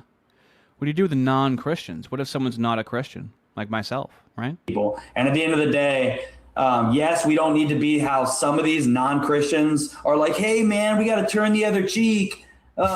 We got to just hold hands and say kumbaya. That's actually not what Christianity is all about. Nice. Right. These people don't know what they're talking about. They're like, hey, man, Jesus loved all neighbors. It's like, okay. I will always stop everything for Bobby saying to Matrix Invader, if you haven't already applied to RTTL, then you know the good people they can get. Absolutely correct. It is $25 for a lifetime membership, or an even better deal, $100 a month to text Nick Fuentes. Your wallet is your business. You clearly haven't read the Bible, because also there's plenty on about in the Bible about foreigners, about how we should treat our borders. So this used to bother me. It doesn't bother me now. I'm already going to hell in their eyes. If someone thinks I'm going to hell, that can be okay. If they're not condescending about it. So the reason why I resonate with the Ortho Bros so much is it's the only time someone says that they're praying for me and it's not condescending. Like, I don't feel like they believe in God, okay? I don't feel like a lot of Christians, I feel like Joe Webben believes in God, but there's a lot of people that say that they're Christians and say they believe in God. I don't believe it, which is fine. It's whatever. My opinion doesn't mean anything, okay? I'm talking to you from my perspective and my own discernment. The Orthos would die for Christ. Like, I am in the presence of people that believe in God, would die for God, but they're humble, but they don't put it in your face. That's between them and God. So that's why I connect with the Orthos a lot, because I really believe that they believe in God, but not in a fanatical way, in the regular, normal way that's existed for a fucking 1,000 years. Right. I know 2,000 years. Sorry. this. So, they try to play both sides. At the end of the day, you just got to remember, if you're a Christian, we should put Christ first before everything, before even our country, before even our race. That doesn't mean Now, put Christ, well then, yeah, that's how you die with your principles. put Christ before that, I believe like a muscular Christian would say Christ commands you to take control of your country. Christ wouldn't be put before. You, from what I understand, you can't put Christ before your country.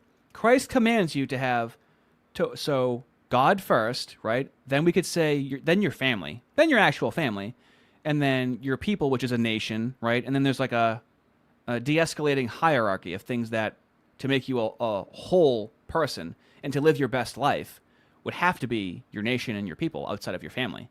So when you can't really put God in the truest context, I believe, before your country. I believe that makes sense. Oh no, where am I? So, we got chosen one. Did I read this? Yep. Dillweed. $10, thank you so much. A little late and tan, but has anyone made any jokes about him looking like your average Euro going to the club? Dude, that wasn't even that long ago, okay? Where he was wearing a dangly earring with his chest hair out. One of the quickest and easiest thumbnails I've ever made in my entire life. Mighty Meme King, $2, thank you. Would you rather go to synagogue or Mormon church? Mormon church. Mormons are really, really nice. It's creepy nice. But what is comforting about Mormons is how unbelievably over-the-top nice they are. So I would be fine at a Mormon church. If you put a gun to my head. Is the night. Remember for 3 months, thank you. Christ first people will seem like race first people to heathens because we understand yes. Wow. Yes. Hierarchy, family comes second to Christ, and ethnicity is an extension of family. See, now a lot of people are not used to hearing that Christianity, which I believe is the true Christianity, right? That's the point. So when someone's like, they're criticize the Christianity that somebody subscribes to, right? That would be a constructive conversation. Jane for $5, baby, what's up? Yeah, Ardy sprays me with a spray bottle every time I fight with pagans. Do you know what you're talking to? I like getting into fights. I like getting into arguments. I'm fine being antagonistic, right? You have to find a way to shake hands after. And if you're going to go for something, is it worth it? You know? But that's discernment. And so I hope you guys get heated, right? Until you find out where the line is. Safari, $5, thank you. I still don't think most pagans are real.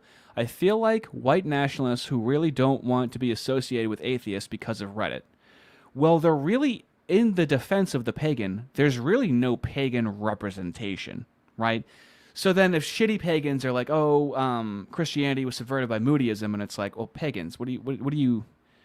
I know that you're 20 people group of pagans, right? But for something prescribing to an entire country of millions of people, right?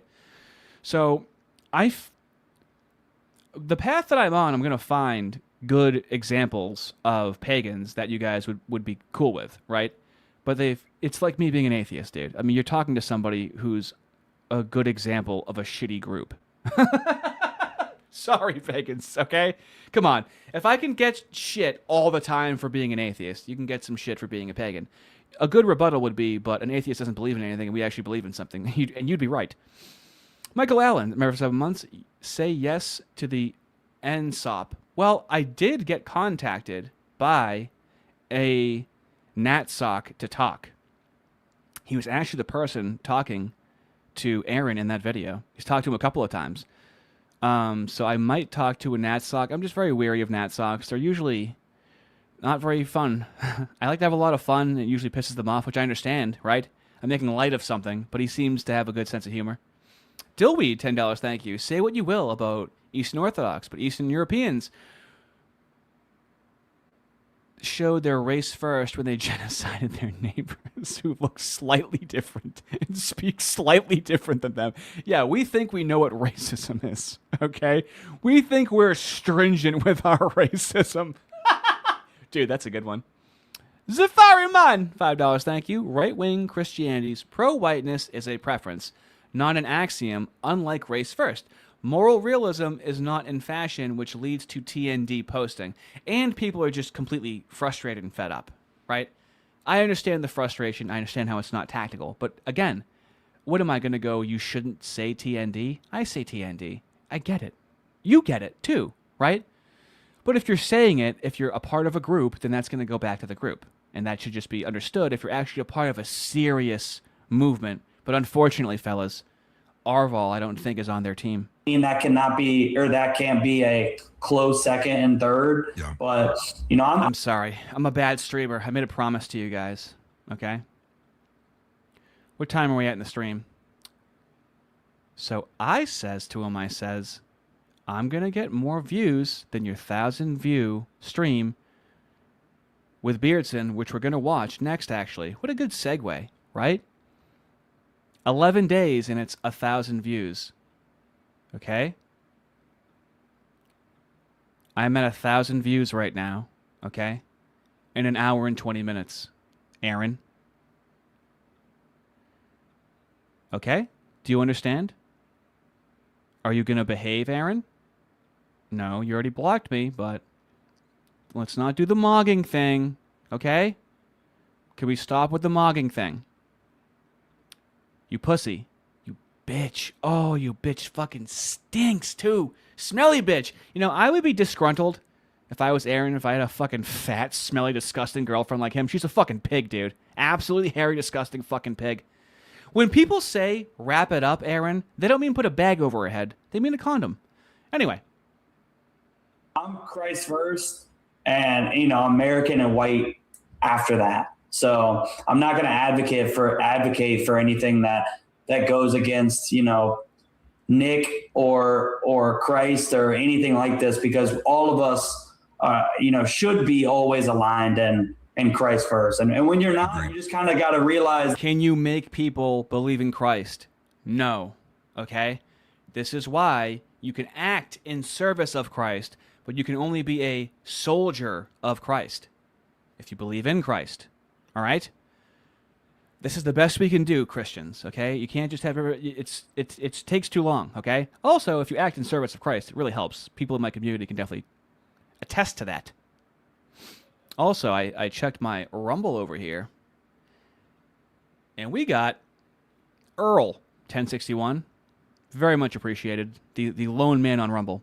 White Christianity and white paganism doesn't exist without white people. To save our religions, we must save our race. I have no problems 100% agreeing with that. White Christian... Oh, twice. $10. Thank you. Very much appreciated, Earl. So that is a very strong argument. And I would say that Christianity is an ethno-religion, because look at what we did with it. People might say, well, that's not the roots of it. And it's like, well, who did the most with it? You know? That's why with, like, ortho bros, they're like, yeah, dude, we don't have to, like, make pro-white rules because a black person's not going to wait 2 years to be baptized. Okay?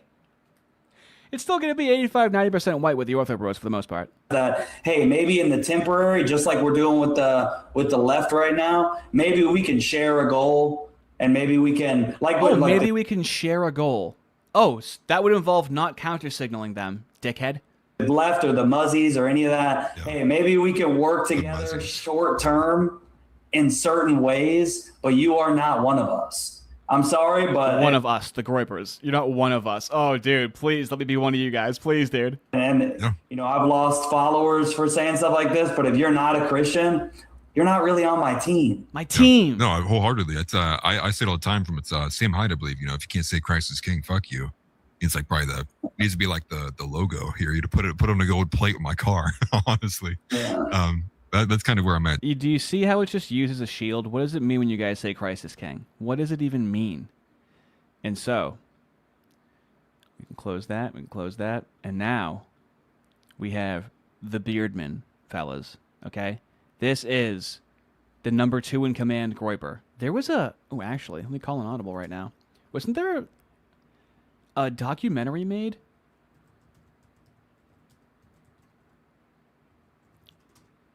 with Beardson in the documentary with Nick Fuentes? Am I going crazy? He was like questioned in the documentary, I believe.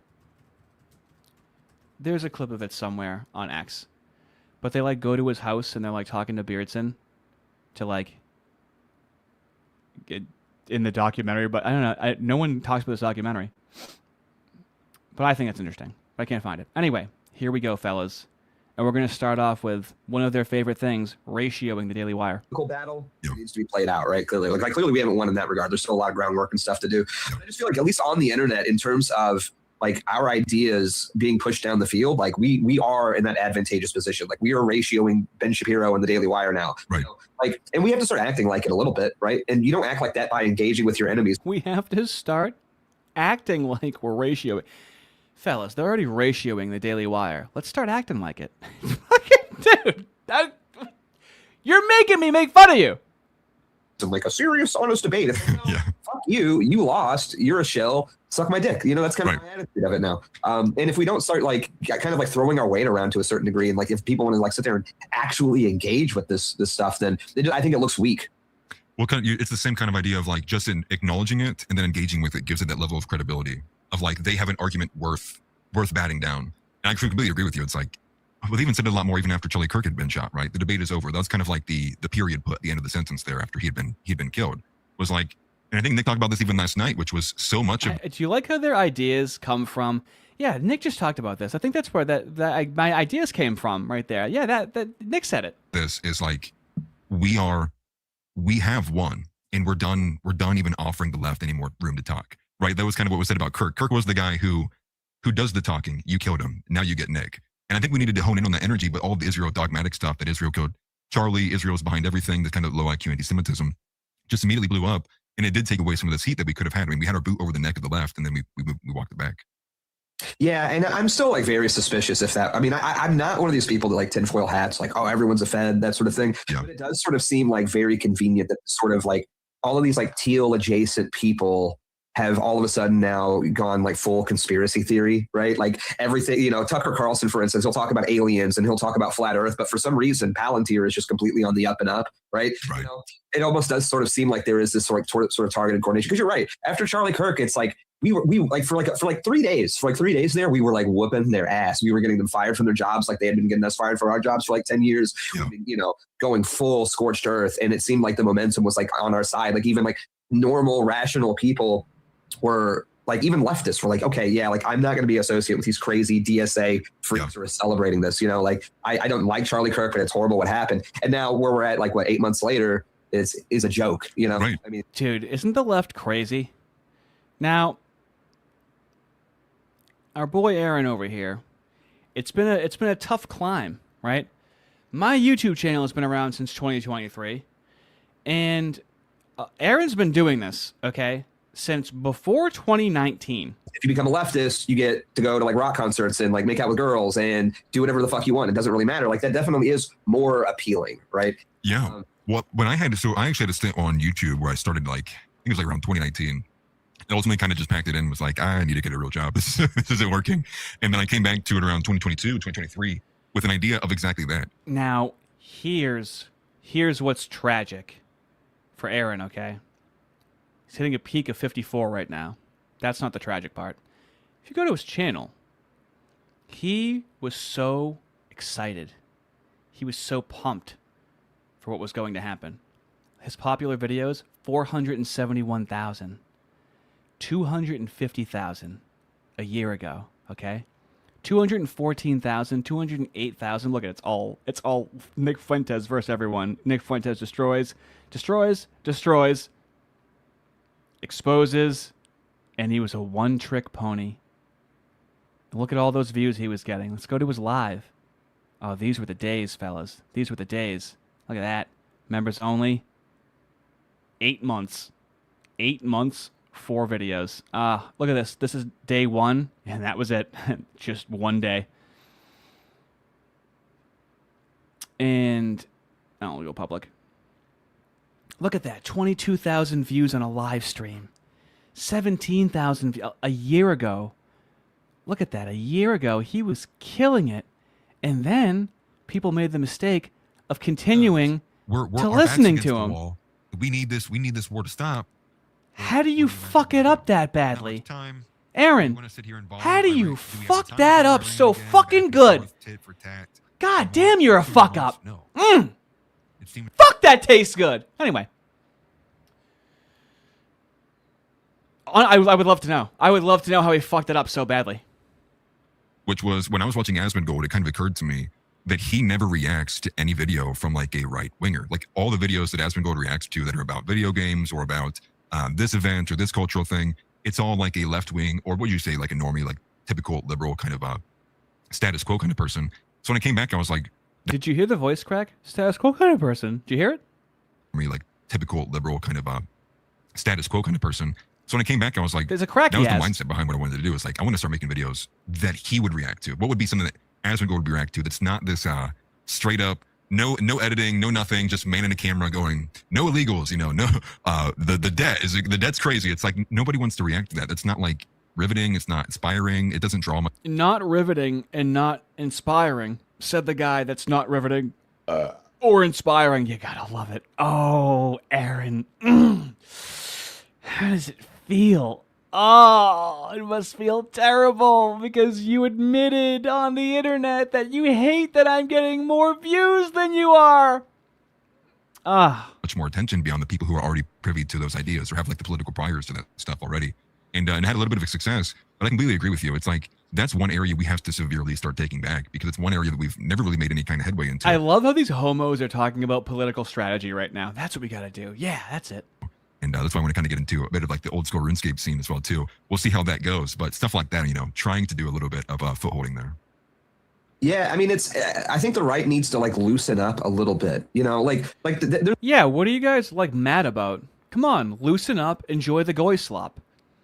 Beardson over here collects PlayStation 2 games, and as he admitted to Microphone Head, what's his name? Matt Nuclear, that he plays video games until 2 to 3 in the morning. Still. And even if you do that, you probably could do something more constructive, right? Especially what's going on in the world. So, yeah, dude, just enjoy the goy slop, guys. Come on. These are the guys criticizing the moves. How does this happen? It's like a middle ground here. It's like, obviously, we still want to be right-wingers. Like, we're not going to, like, vote for Zoran or anything like that. Yeah, like that is, like, way too far. But, like, I do think, I don't know. And again, I'm not cool or anything. Right? Like, I'm not cooler than me. I'm a cool guy, okay? I collect fucking PS2 games, all right? PS2 is goated, though. It is goated, but... Yeah, but, dude, it's goated. Sorry, are we fucking 20 years old? These guys in their 30s going, dude, PS2 games are goated. Shut the fuck up and get to work, Aaron. Like, still, you know what I mean? I'm not like tapped in on what's cool and what isn't with the youth. I'm not trying to like say that I am. Right. But what I am saying is though, it's like the right wing's so like angry now. Like I got into this back in 2016 because it was fun. It was like energy. It was like there was an energy there. Like everybody was just having fun. We were just shit posting, having laughs, and it was really funny and cool. And now like there has been this sort of like anger and resentment that has taken hold of the right wing. Yeah, why is there anger and resentment? Now, is Nick Fuentes angry and resentful at Trump at all? Yeah, obviously. Guys, come on. Be docile. Don't be angry. Don't steer it toward anywhere. Just play video games. Come on. Enjoy the slop. I think that where it's not really like fun anymore. People are just like getting online and like bitching about black people all the time. Right. And it's like, like, look, don't get me wrong. Like, I have my opinions or whatever, but like, I don't hate black people. Like, I have black friends. They're chill. They're cool. And in 2026, the number 2 in command Groyper, in a casual conversation, says that he has black friends. Give us something more extreme, right? We're thirsty. You're milquetoast. That's what it is. There's finally a spotlight on the Groypers and their milquetoast. Like, you guys have been built up to be like super edgy and shit like that. And you're not. And you don't take action. And you just gatekeep and you're fucking boring. None of you have been made into streamers. It just all goes to Nick Fuentes. It's incredible. I like, granted, like I used to be a lot shuttier than I am now, but I've like I let a lot of that go because it's like I don't know. I'm not really that torn up about it. Really, like there has to be. So there's something that needs to happen, I think, within the right wing where it's like we're not angry anymore. Like we're having fun and like we're just like having laughs and we're like kind of joking at our enemy's expense. You're so close, Beardson. You're so close. I do entertainment and things that are funny, but you also have to talk about real shit, okay? It's the cheese. You put the pill in some cheese, right? It makes it go down. You trick people. 1 minute they're laughing, and then they're like, hey, that is a good question. Am I race first or God first? Hey, I should think about that and reflect on that. Yeah, you got to find a way of doing both. Don't just have fun. That's boring. That's why I started doing this. I'm like, there's certain things politically I cannot ignore. And I'm trying to, and I can't. So I want to make versions of content that address things that are going on in society. I'm not bitter about it. There's like a bitterness that's infested the right wing, and there's nothing really attractive about that. People don't want to like log into the internet and like be mad. They actually work a 9-to-5 job for the most part. They just want to like kick back and relax for a little bit. Of course, like it's important to talk about what's happening in the world. Like they just want to kick back and relax for a little bit. What the fuck are you talking about that Groypers do? Dude, I honestly, I really should just do a stream going through Groyper accounts on X. I really should. It's not good. It's not what you want your movement to be. I'll put it to you that way. Oh. It's, and look at it soberly and then process the information. But then afterwards, it's like, okay, but like we've done like our homework and now it's time for a little fun. And I just feel like the right wing has completely lost that edge. It's weird. It's kind of hard to describe, but like you're spot on with it, because there's been times even like for me, for example, I've been like politically prior for my whole life. He's been politically prior for his whole life. I don't even know what he's trying to say. Poke Strokum, $5. Thank you so much. Aaron, you want me to grab you an application before I leave work? Again, I don't care if someone is streaming. It's I got lucky, okay? And so I try and do what I can with it, all right? What do I always say about the cows, fellas? It's the fucking hubris. It's the ego. It's the thinking you're better. It's the clout chasing. It's looking down on people that, I totally mogged this person for views. That's who we do this to. Deepcom, $5. A lot of them just need to grow up, yes, if they want to be taken seriously. Yep. Also, Aaron misquoted Sam Hyde. L's in the chat for misquoting Sam Hyde. Well, he just said he had political priors right now. I don't even know what that means. Crad Brando, $2, thank you. Charlie's gone. Now you have Nick, who also just talks. Well, that's the thing. Nick was made to... They really fucked up with Nick Fuentes, because now Nick Fuentes isn't extreme, and they're trying to go, Patriot Front, the woke right, they're extreme. Return to the land's extreme. And it's like, you said that with Nick Fuentes. It was a huge build-up, and we didn't even blow a load. Flavia Shakanatius, $10, thank you. Is this the guy who made the awful mobile game? I hate ads. Now, to be fair, white men, you're not going to like to hear this. White guys with facial hair and glasses all look fucking identical. I'm sorry. I'm so sorry. I have thought I've seen someone I've recognized, and it's just a white guy with a beard and glasses. Fucking, it happens to me all the time. Tony, $10, thank you. I realized listening to last night's stream, Nick is the American equivalent of Nigel Farage. Ooh, from what I've learned about Farage from Sargon. Kind of containment, right? Controlled opposition at all, right? When it's time to do something. I've said this before, where when we can't do anything, he really radicalizes people. Then when he's in a position to do something, then we quiet them down. So I definitely agree with that. Gnosis, remember 10 months? Ooh, 10 months? Ooh, have you seen what happens? 10 months, dude. Is that even possible? Have you seen what happens at a year, what you turn into? For whom it may concern, there are Neoplatonist right-wing pagans like the Golden One who will ban people shitting on Christ from his live chat. Excellent. And I know that I really enjoy Platonists, from what I know, okay? Because at least their epistemology is from something that is before Christ. Sorry, okay? But as an epistemology, you go, okay, well, that's reasonable. It's geometrical. Like, do you understand that Eric Arval is a musician, and he understands the math of music theory? He's a Renaissance man, but in my opinion, a Neoplatonist pagan as very... So, Arval is a Neoplatonist, interdisciplinary Christian, okay? He's not a pagan. Or so he says, but I believe him. But Neoplatonist, from what I see, is a very good indicator. I haven't seen a negative version, but I haven't seen too many. Safari, the Black Man, $2. Appeal to based black fallacy. Oh, I gotta update everybody on this. Arden Party from the chat. Rhetorically defective. This chat is wild. We've gone from having deep discussions about the nature of paganism to talking about D20 tabletop role-playing games, fellas. That's what's up. And, well, Arden, it's up to you. If you get a good sniff on some people, okay, you know what to do with them. If you get a good sniff, okay, I give you consent. So, but I do feel that feeling of like when I would be like super excited and I want to like, I'm talking to like even my parents about like, hey, there's this like political thing. Like 10 minutes later, it's like, they're like, Are you done talking? Let me explain something to you about the boomers, okay? My mom is almost 70, and she doesn't live around any black people, and she doesn't want to hear about anything. The TV tells her what to think, okay? So Trump is bad. She doesn't think for herself. When she closes her eyes, there's nothing. She doesn't hear anything. She doesn't see anything. It actually is nothing. One of those people, okay?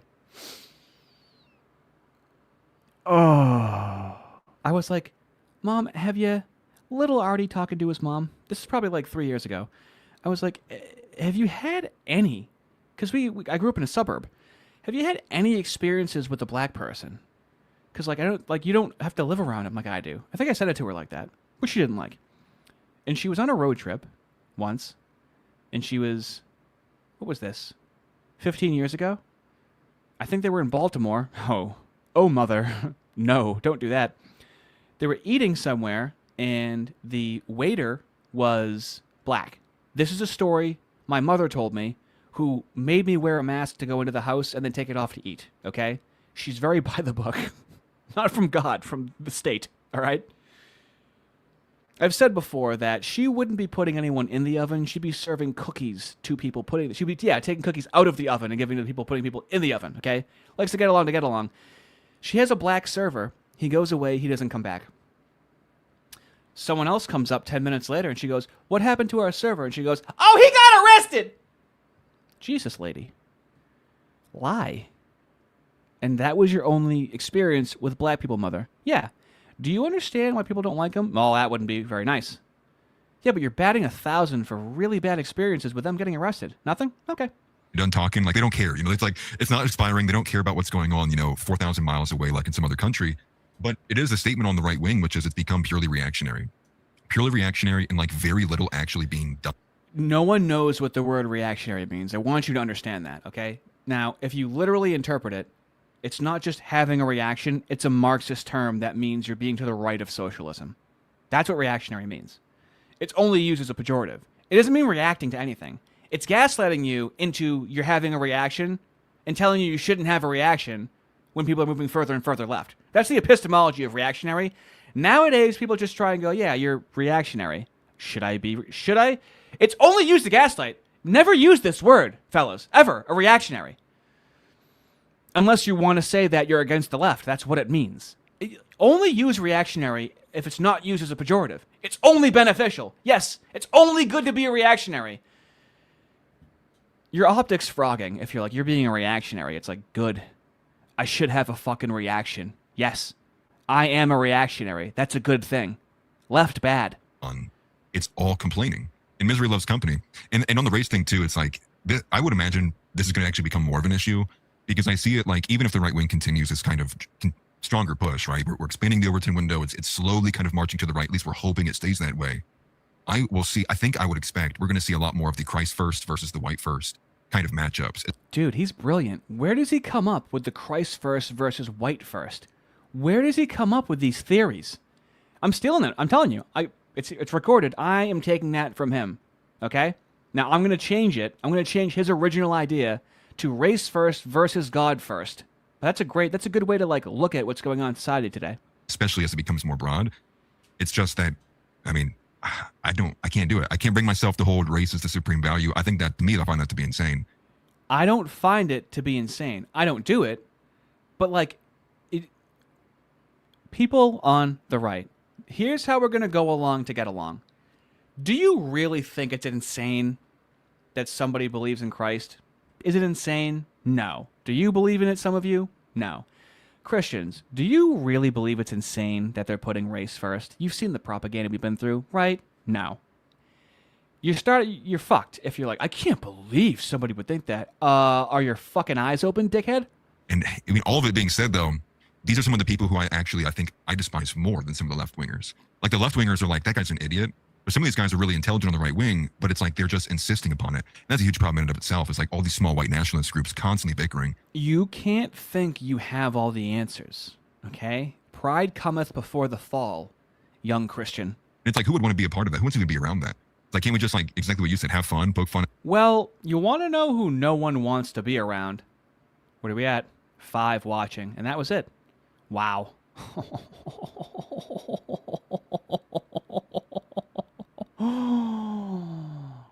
225 views he tapped out at. Damn, dude. You fucking suck. You're a fucking idiot. Matt Nuclear looks like an acorn. It's like, no, now we got to talk about, no, we need to get him out of the country. It's like with violence. It's like with, it's almost like crass in nature. Yeah, so if in my community somebody was talking about removing him with violence, I would disavow that, and I believe my mod would go, why are you espousing violence in the chat? You want to know what's going to make someone do it more? When you're a bitch about it. And you're like, I can't believe you would say that. He fucking pulls his chest hairs out as he's clutching his pearls. And it's like, yeah, no one really wants to be around. It's like, no wonder the hoes aren't here, dude. Like it's like you're bringing the whole thing down. You're scaring the hoes. Yeah, it's weird. It's like, well, and I'm sorry. This is what I'm talking about, dude. You're scaring the hoes. A Groyper talking to the highest ranking Groyper, second in command to Nick Fuentes, said that you're scaring off the hoes, and I don't even know if they're being ironic at this point. That is fucking unbelievably cringe. What hoes are you talking about? You're known as being incels. What are you talking about? With it's almost like crass in nature, and it's like, yeah, no one really wants to be around. It's like, no wonder the hoes aren't here, dude. Like it's like you're bringing the whole thing down. You're scaring the hoes. yeah, it's weird. It's like, That is gross. Oh my god, you're scaring the hoes away. What are you on? What do they think of themselves? How do they? They're trans. Groypers are trans. They're gay, black, and now they're trans. You know how like a trans person will be a guy, a fat, hairy guy with like a dangly earring and a bunch of bracelets on his wrist. Okay. You know how a trans person will be like big, fat, hairy guy with a bunch of colorful bracelets on, the dangly earring, tattoos, right? But if he dresses like a woman, he sees a woman in the mirror. So he navigates the world as a woman. The Groypers don't see themselves for what they are, and they're navigating the world of what Nick Fuentes says they are. They really are queer. Kill all bunnies for $20, mate. Thank you so much. I really appreciate it. Why is the right so angry with non-whites? I don't know, man. Might have something to do with the struggle, snuggling, and unalivings for decades and trying to laugh at the people responsible.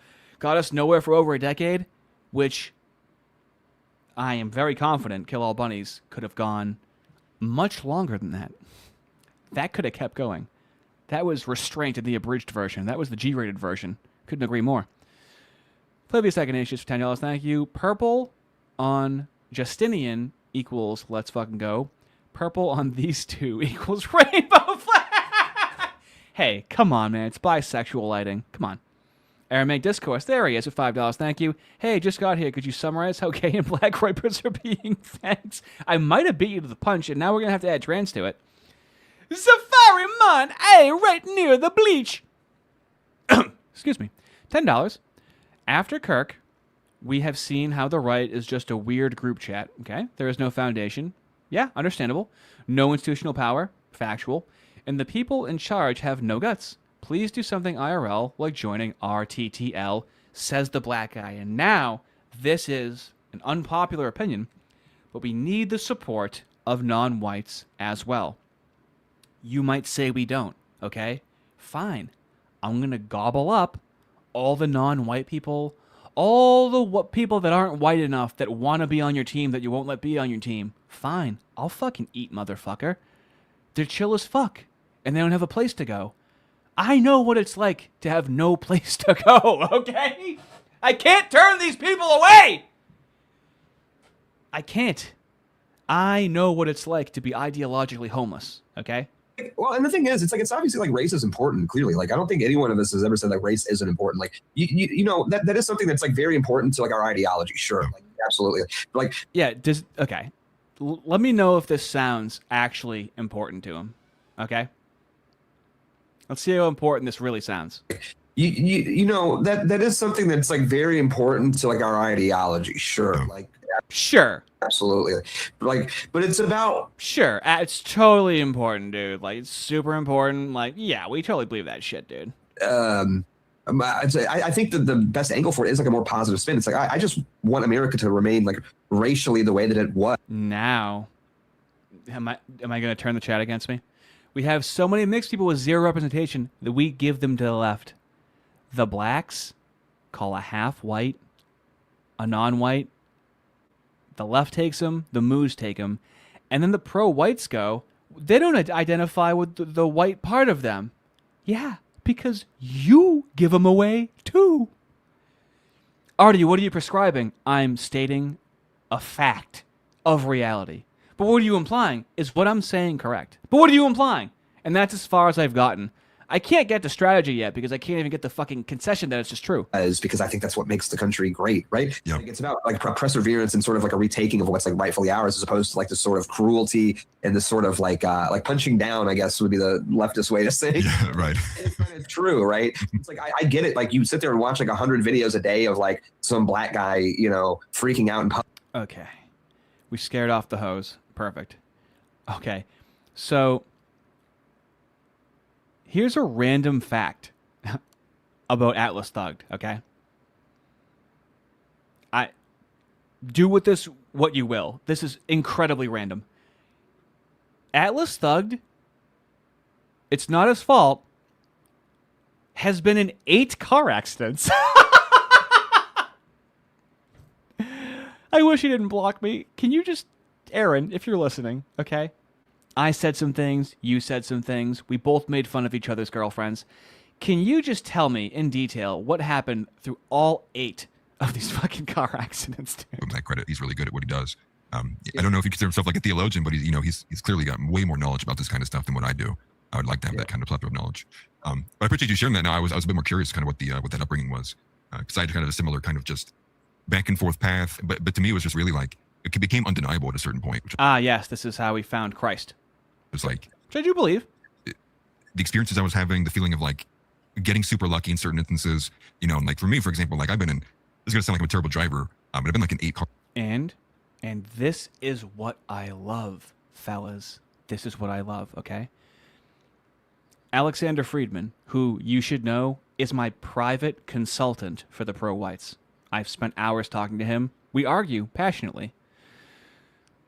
He said, I just can't ever 100% trust them to side with our tribe. I can 100% trust a white pro-white Christian. I'd never ask you to change. I'd never ask you to change. It's in the same way that you've told me that like there's like non-white people that have like been brought around your family and you coexist with them. Yes, absolutely. And I think people in this sphere understand why you have the position that you have. Is it crazy for you to think that? No, of course not. It's very understandable. Accidents in my lifetime somehow have not perished, you know, and a couple of those are like pretty rough. And there's been a lot of instances like that. A lot of people in the Discord community don't know what I'm talking about. That it's like there's probably only one reason I'm still alive here. You know, I'm like given like a lucky chance, and that really kind of pulled me in that experience in college.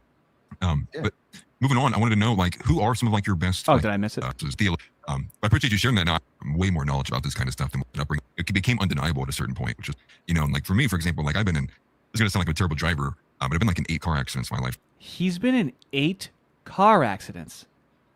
Aaron, I need to hear what happened in all 8 of the car accidents to determine whether or not it was your fucking fault. That's just such a crazy fucking thing, dude. I don't trust anybody 100%. Yes, me and the black man agree. Very much individuals in that regard. Time somehow have not perished, you know, and a couple of those are like pretty rough. And there's been a lot of instances like that. A lot of people in the All right, guys. What's the most amount of car accidents someone's gotten into that you know?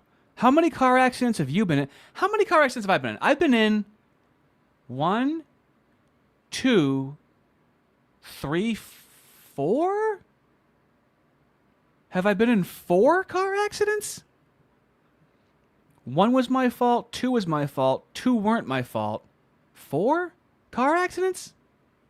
But he's saying how he didn't die in any of them. They sound pretty intense, the amount of car accidents he's fucking been in. Should you have died in each one? Now, people are going to say, for some reason that I don't know, that they are in fact gay for Nick. The way they always talk about, like, men are more receptive to hierarchy. Like, men are much more willing to understand hierarchy and work their way through it, or at least respect the structure of it. But in the political realm, it doesn't seem to be the case, especially when applied to Nick, where it seems to be that one of the first attacks, especially goodbye, Mr. Mystery. Thanks for hanging out. Is if you like are reposting him or amplifying him or in any other type of way, you're seen as like, oh, you're like you're gay for Nick, right? Or it's all these. He literally said it's a cult. Anyone, if you read the comments in the fucking video that we had, they were like, "You are gay for Nick. You're defending every single thing he says and does." Contradiction with the, I'm say it one last time, under the bus fiasco. Kind of thing that's like, yeah, but like I can recognize there's literally like he is the best orator of our generation, and not only is he the best orator of our generation, he's the best orator of our generation. Hold on, buddy. As Fist would say, he has really elite global political knowledge and strategy and history. Okay, he does. He does have a way with words, right? Now, commanding a political movement, he fails on that pathetically, and that's where you guys fuck up. He's on my team too. Oh, like, my so team. Why would I not push? Oh, we're doing teams. This guy. And then a lot of people always come back and they say, well, he's not king making enough. And that seems to be a term that they use. King making enough? What king has he made? Can he make any of you guys a fucking king? You fucking idiot. I love how he's a king maker, but he doesn't build from in his community. 10 years, he doesn't build a single fucking king. And, did any of you see that? Just all the time. He's not king making. He's not putting enough people on. And it's like, who even is there to put on? That's kind of like what I think about. Oh, Arden, yes. Best orator, fuck off. Did you not hear the 6-minute speech from Thomas Rousseau on July 4th? Yeah. That's a good counter. I was like, well, who would he be putting on who is not already kind of, in the orbit of America First anyways? And so I guess I was kind of curious, like, what do you think about that? They kind of change, because it seems like many of the Groypers just go right along with it. They get it, they see it, they understand how to operate it, they lurk and they move. Then there's this other branch of guys who they just simply can't. They want to be king, they want to be general, et cetera, et cetera. Yeah, I mean that's really the thing. There is a lot of jealousy, That's really oh my god, dude! Am I watching the fucking moose right now? Is it fucking jealousy, dude? Come on!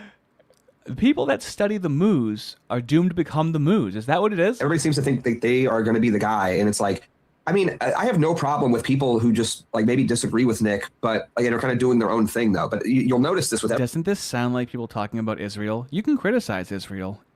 And what does Fist always say? In the ways that we choose. Oh God, I didn't realize this until right now. Everybody, it's never like they just want to do their own thing separate and not bash Nick. They always have to try to hate us, take away from what Nick has built. Yeah, always some sort of cheap shot or credit. I'm sorry, what is Nick built? There's no group. What are you talking about? What has he built? Offering a criticism. It's like, you really are in a cult. Okay, yeah, thanks. We don't need your fucking criticism. You have to do your thing and shut the fuck up. That's how I feel about it. Well, I get more live views than both of you combined, so you can shut me the fuck up then. It's not to say that I'm above criticism or Nick's above criticism or anything like that, but it's like we're being criticized constantly every day by fucking everybody. That's kind of the whole point. We literally have a group of people in power that are constantly criticizing us. We need to start taking our own side for once. I love it. We need to start taking our own side for once. And the criticism I had, it comes full circle, is that, well, you're not taking your own side with white people. Well, that doesn't mean we agree with all white people. Our side is Nick Fuentes. You're pathetic, and dude, nobody watches you guys. How? You're so dissident, and then all of a sudden you can come back into the spotlight, and you've been kept in fucking Neverland, and you're still 20 years old. I do believe in some sort of white, solidarity or white unity or right-wing unity of some kind. And it's not to say that if you're going out there being a total jackass that you shouldn't be criticized. I'm very critical of the right wing all the time, but it's not even really to try to hurt you or. They're criticizing us all the time. I also criticize the right all the time, but when I do it, I'm doing it in just. When other people do it against us, they're not. I was describing a moo, just so you know. I blacked out. I wasn't even listening to what he just said. I was describing a moo. Damage you. I'm saying this because we are all sort of lumped into this together, whether we like it or not. I could be super critical of Chud the Builder. I'm sorry. This has the same energy as we've been kicked out of over 109 countries 1,000 times, and it's never been our own fault. It's never been our own fault! Jews have been kicked out of every country we've ever lived, and it's never been our own fault. You're darn tootin'. But now, so, also, me and Aaron's disagreement was literally over Chud the Builder and how Nick was counter-signaling him. Okay? Are you ready for this? Now that a couple months have gone by?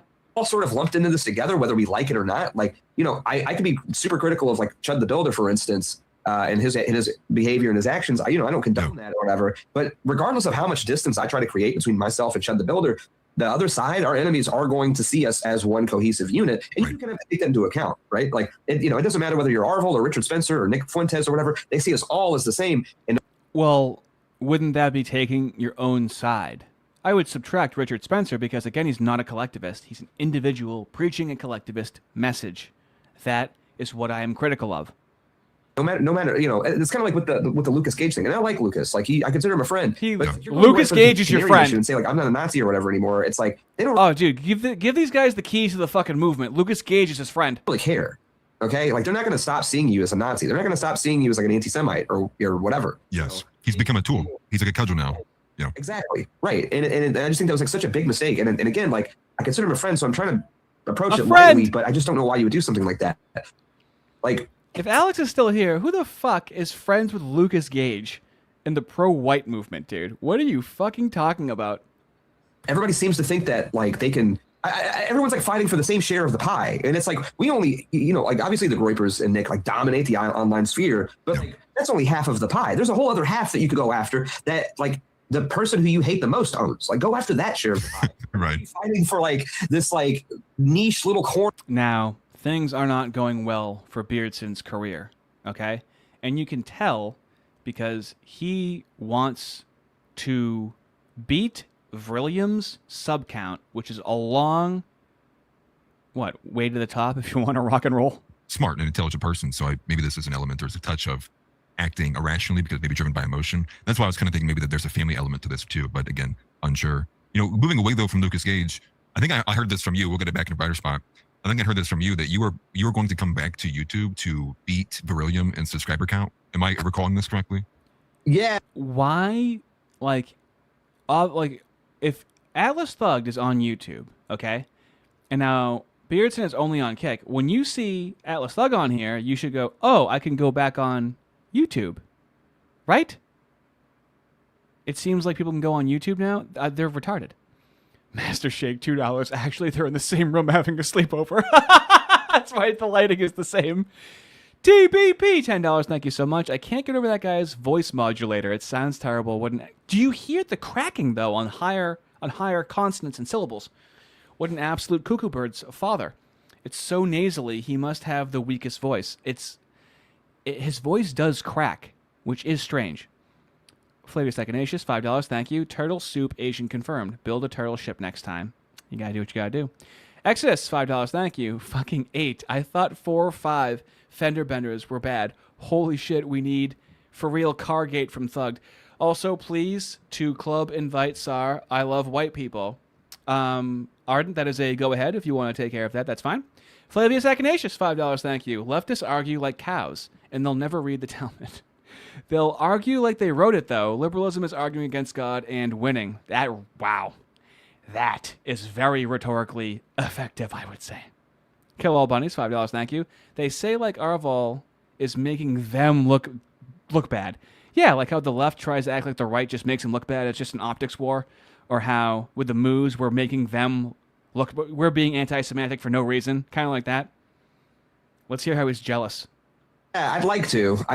I've been meaning to do it, and it's just like one thing after the other. Like, haven't been able to start yet, but like I really want to do that. I don't know what the content's going to look like though. I definitely want to do something because I was doing YouTube for a little while, like doing like gaming stuff, which is fun, and I like doing that. But I kind of want to do something a little bit. Beardson has a tendency to always be ironic and says he's going to do something, and he never does it. So it's always just a joke, but he always just does nothing, and it's been years. More serious, a little bit more.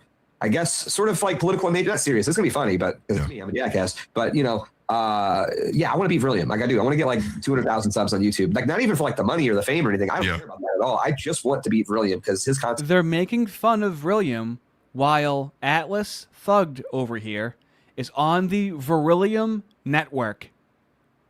How is this not embarrassing? That sucks, and I hate him. And you get the bigger plaque. Yeah, exactly. Like if someone's going to be on YouTube, like stealing Nick's talking points, it should be me, a guy who actually likes them. Yeah.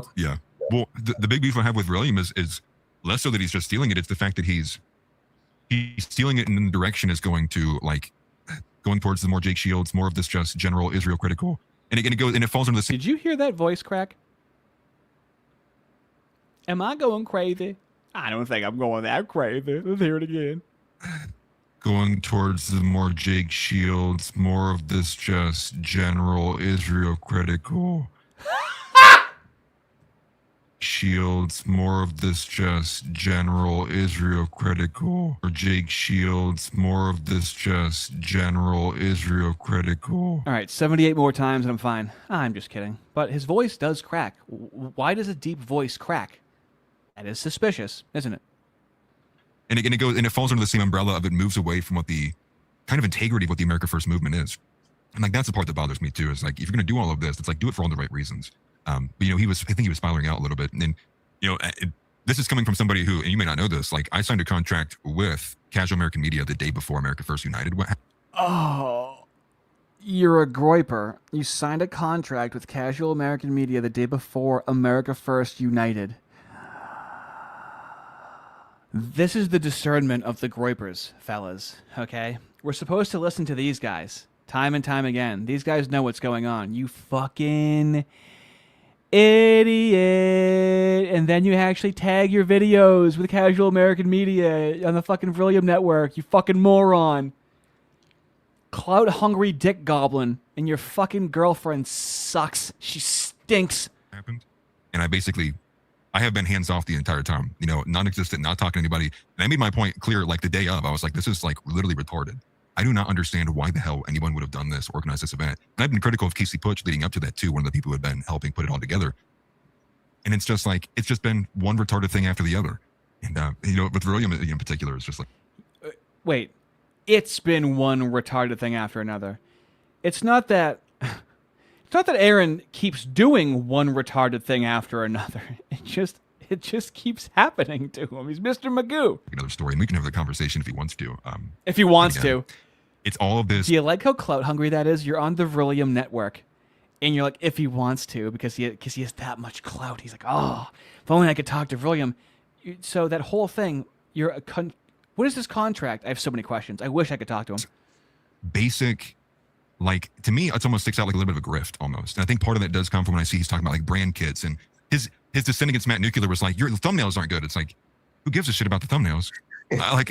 Modern science doesn't understand how Vrillium is doing so well on all of his channels. I'm its #1 A-logger. I can't make any sense of it, and I refuse to say what it is. Okay? About the fact that the guy's retarded, and he's a house slave, pro-Zionist, doing the Daily Wire talking points. But like, again, it goes to all these things that it's not really about. Yeah, that's the thing. I'm not a populist, okay? Like, I never have been a populist. We've never been populist. Like, that's never been our agenda. You know, it's like, it's weird to me how he wants to, like, sort of cozy up to the Groypers and even espouse some of our talking points. But then it's like, yeah, I'm going to help the Democrats get elected in 26, and I'm going to give them all this. And I think Democrats are actually awesome at base. It's like. Now, here's the thing, okay? Here's what you have to understand. You can bot Twitter, you can bot Instagram, you can bot TikTok. You can bot Rumble. It is really, really difficult to bot YouTube, and here's how you know. YouTube actually pays out ad revenue through Google Sense, okay? If you get 1 million views or impressions on X, you're getting less than $20, okay? If you get 10,000, it's essentially a very loose calculator of what you can use. Is you get 5,000, you get $5 for every 1,000 views. Okay, that's quick math you can do. If you go to someone's social blade and see how many views they got, if they're not shorts, if they're regular long form videos, it's generally $5 for every 1,000 views. Okay, Vrillium has 2 million views a month. He's making over 10K a month, is what it looks like. Okay. But you can't bot view those. So I don't know what it is. He might just be getting, I don't know. It's uncharacteristic. I mean, really, honestly, if I could just speak frankly here, I think he just wants pussy. I just think that he wants pussy. This guy has been every e-girl's DMs. Like, oh, where do I have this? I don't have it queued up. Empath, every e-girl's DMs. You know, like he is a populist for pussy, essentially. That's crazy. That's what it is. That's great. Empath. I think I'm gonna be honest here. I'll speak for. Now I need to see these DMs. If he is in women's DMs trying to get stinky with them, Vrillium said that he has a woman in his life who is not with him right now because of his past. 5 months later, he said he's going to be getting married to that very same girl, possibly this year or next year. And now, apparently we have some evidence that Virillium is texting women. So I can't get an answer. Virillium is the Joker if he wasn't evil. Just that. You get a different story from the Joker about his scars on his face every time. Every single time I try and do research on Virillium, the fucking story is different.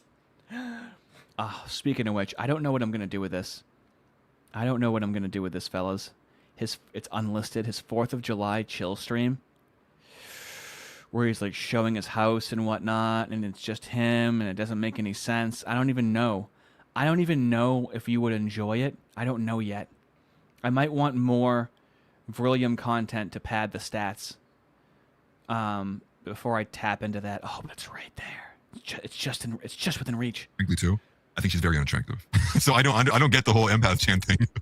I don't get it. She leaked his DMs. Like, it was crazy. It was like the wildest. Like 3 girls have leaked Virillium's DMs, which is. If you guys could help me find these leaked Virillium DMs and send them to me on my backup account on X. It's a backup account. I am banned for 90 days on X. But I would love to see those. That would really help us. It's like nuts to me. It's like, dog, like you are so bad at this. You know? But yeah, you look. I mean, you know, here's the thing. It's like he kind of sort of. I gotta be very careful the way that I say this because we've all seen the pictures of Virillium in a skirt. Yeah. You know, I used to be a musician. I used to be like a lefty that, like, you know, I toured briefly. You know, like I really got into like that lefty creative stuff. So I kind of get that to a certain degree, and I'm always gonna have like a little bit of that in me, right? Yeah. But it's like he can't really seem to let that part of him go and become like an actual real just like right winger. You know, he seems to think that like all that matters is that we're critical of Israel and we're critical of, you know, these people. And it's like, yeah, there is no point in red pilling people if we're not going to steer them in a right wing direction. Okay. There's no point in aligning ourselves with somebody who is not okay with mass deportations. You know, like he's the one that invited the Docs ICE chick to the AFU event. It's like, why on earth would you think that allying yourself with somebody who is against deportations entirely is a good idea? Like, I just don't understand this mindset of like, okay, we are against Israel, we are against like Zionist power, but then you're going to ally yourself with people who espouse the exact same. Do you see how important politics is to them? They're so excited about politics. They're just politics guys, right? Exodus, $2, thank you. Atlas, Vril stole my whole flow, word for word, bar for bar. Kellel Bunnies, $5. I'm so confused on the Groyper lore. Did Nick turn on Virillium recently, so now he's bad or something? That is an excellent question, okay? You're saying, did Nick Fuentes turn on him? Nick Fuentes signed off on Virillium. Congrats, Virillium. John Doyle is currently being mogged by Virillium. That's actually crazy. So W, the GOAT, Virillium. Whoa! Yeah. So he signed off on Virillium. That's a great point. But he never talked to Virillium. And when you talk to Virillium, if you want to hear the Groypers talk to Virillium, well, that's behind the paywall on 100% of Groypers Are Gay and Black, where they sound gay and black as they talk to Virillium about being gay while sounding black. Same beliefs as the Zionists do, right? Like, so like, what's really the point and the utility of that exactly? We're just replacing one group of people with another, and they have a different skin color. Like, I don't really get that. Well, it's because like their charter is like, it's like many of these people, you know, and I think I would debate. You don't get just making it white people. Now, I think that's rather accelerationist, right? I don't think that's palatable nationally, right? I understand it. Do you see what I'm saying about people that just act like they don't understand what's going on? Okay. What do we got? This is why you do timestamps, fellas. Who wants to sit here and watch the whole thing? And we got... Oh, that's true, but no. Oh, the connections. The connections in the network. Yes.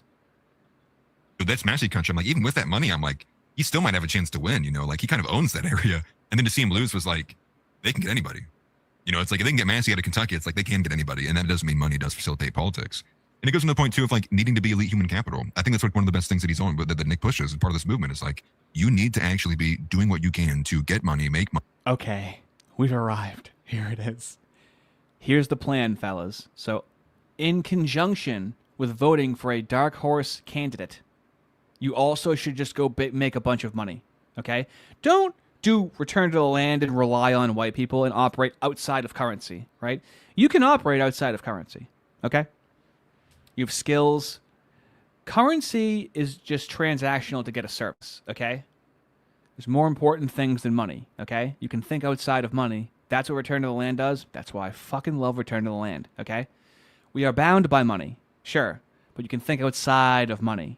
You don't want to be a slave to money. They want you on the goy slop, collecting PS2 games, going for as much inflated currency as fucking possible. No, but that Nick pushes, and part of this movement is like you need to actually be doing what you can to get money, make money, build connections, network, because we don't have. These guys are telling you to build connections and network. They're trans. You're not a woman, guys. You're not a woman. A billion on our side. I don't even know if we have many millionaires on our side, right? It's like it's very, very, very depleted of like the finances we have on this side, in part and parcel because it's an element of who even is able to make it that far before unless you're hiding your power levels. Maybe Papa John's. He thought he had a company until he said one word. He's gone now. But that's just how quickly it can happen. And people hate that. They hate that there's not an immediate answer you can give them that fixes the problem tomorrow. And I always found that to be like, yeah, we can't fix the problem tomorrow, fellas. Okay, we have to work hard to just make money. Is this a fucking pyramid scheme? Lead out in a long form way. You look at any of these kind of successful movements, the DSA, going back to like I think it was like the early was it the 50s or 40s, 50s, marching through the institutions. It's like we're gonna have to do the same thing if you want any ounce of success. How do you? They're just gonna get into the institutions, dude. Do you fucking see how this is? But obviously, there's people who are pulling out. You have people like Arval, the Ozarkian Project. I think there's the Appalachian Project as well too. And all to me, that's doing is it's like you're splitting the spear. We couldn't have a whole-headed spear. You're splitting the spear by you all convening and talking to each other remotely. You're splitting up. If you leave the city, you're splitting up. How is this not fucking containment, controlled opposition, goy slop right now, dude? Here, but you're actively pulling guys away, saying like, "No, let's give up, retreat." And that's been one of my biggest issues. And retreat. Maybe perhaps it's also a good thing if those guys want to decide to just go off and leave the system. Maybe it's better for the movement, anyways.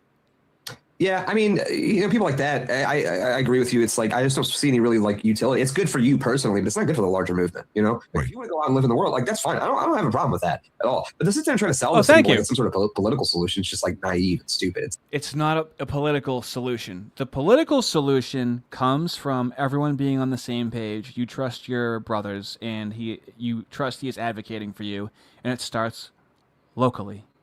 Okay, we cannot wait for daddy government to come and save us. We cannot vote our way out of this, so we also can't be violent, so we have to collectivize. Eric Arval is working within the liberal framework of freedom of association, okay? Fuck politics, it's your people. That's the focus, okay? And from that, it can become political, because then politics is power, okay? They grow in number, and they gain power. I'm explaining this to pro-white people, by the way. It's like, this is not helping us. This is not moving the ball forward at all. Like white people go and live in like 1,000 conclaves across the United States. Oh my God. That banhammer you use. Fist me with that banhammer. Fuck. Can you resend it to me? I fucking, please. Yes. I need that fucking clip. Please. I keep forgetting. I'm going to remember right now. In Telegram, thank you. To be shit in a hole in the woods? Like, you know what I mean? Like, how does that translate into like political power exactly? It doesn't. Right. The real key is like we need the money. Like the real key is we just need the money. They're gatekeeping a movement over here, okay? I hate to say it, it's just true. It's like, we're never going to get like an Elon Musk to come in and save the day or anything like that. We're not going to have a myriad. So we have to just make the money ourselves. To come in and save the day. But what we can do is if we have 1,000 guys who are millionaires that are willing to throw in 10, 20,000, 30,000, 100,000 here or there, like then that's when you can get the ball. We just need some rich daddies that'll throw in some money. Give me it again. Go and live in like 1,000 conclaves across the United States and we shit in a hole in the woods. Like, yeah. You know what I mean? Like, how does that translate into like political power exactly? It doesn't. Right. The real key is like we need the money. Like I hate to say it, it's just true. It's like, we're never going to get like an Elon Musk to come in and save the day or anything like that. We're not going to have a Miriam Adelson to come in and save the day. But what we can do is if we have 1,000 guys who are millionaires that are willing to throw in 10, 20,000, 30,000, 100,000 here or there, like if we have 1,000 guys that are millionaires, I told you, it's fucking Never Neverland. It's Peter Pan shit. They're eternally 17 years old. Then that's when you can get the ball rolling. You know what I mean? And I think like we don't even need as much money as our enemies do necessarily because we have the energy and we have like the youth and the mobility. Yeah. But we still need money to at least like get into that arena, to get things going, to pay people to go and door knock and hit. Yeah. If only Fuentes had any sort of money, or did what Hassan Piker does and do fundraisers. If only any of that was done by Fuentes at all whatsoever. But he wants all of the money, which was the original criticism once again. To concrete. That's what the PSA is, right? Let's try this out. This is not fixed up. Shut the fuck up while I'm talking, you communist traitor. Oh, yeah. I'll be able to fix that up. Thank you. Right? It's like that's the reason why they're turning out is because they're mobilized and they have funding as well, right? But like at the end of the day, they're sending 10, 20. Okay, fellas, I am sweating my little balls off. We're going to wind down with just a little teaser right now. Okay? This is William. Oh, actually, we'll end it with the final clip of, hey, if you want to get anything done, you have to go through the Groypers, okay? He said playing with his micro machines. No problem being like, oh, full send. But again, people are simple. I think it does come to like basic human psychology too. People who want to make money off of it. People who maybe are just jealous, who maybe they have a bit of an ego element of it to it. They're like, no, I'm the best person on geopolitics. No, my way's the highway. My way's the best way. And it's like, yeah, okay, if you want it to be that way, you're gonna have to win. I guess you have to go through the Groypers. I guess if you wanted that. Hold on. Did he say, he didn't say my way or the highway. Did he say my way is the highway? Ego element of it to it. They're like, no, I'm the best person on geopolitics. No, my way's the highway. Yes, I'm going to start using that. My way's the highway. That is fucking brilliant, mate. My way's the best way. And it's like, yeah, okay, if you want it to be that way, you're going to have to win. I guess you have to go through the Groypers. I guess if you want it if that you way, want to win, you got to go through the Groypers. Most people can't. I keep hearing this all the time. It's like about Nick, blah, blah, blah, blah. Well, okay, who the fuck else am I supposed to support?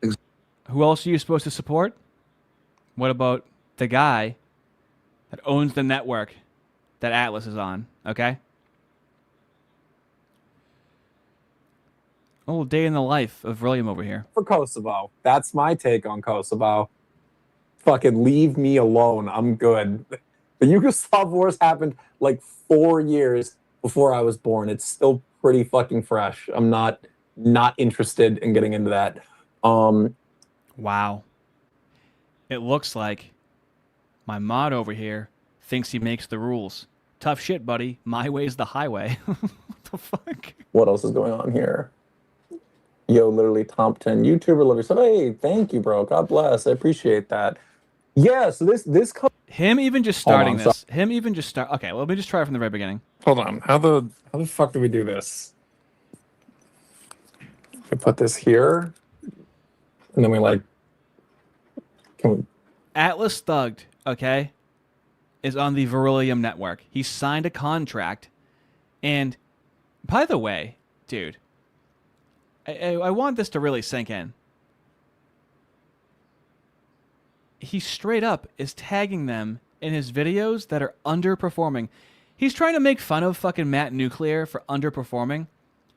This dude signed a contract with Casual American Media, and he got 4.6 thousand views, and fucking 1,000 views. Then he just stopped tagging them.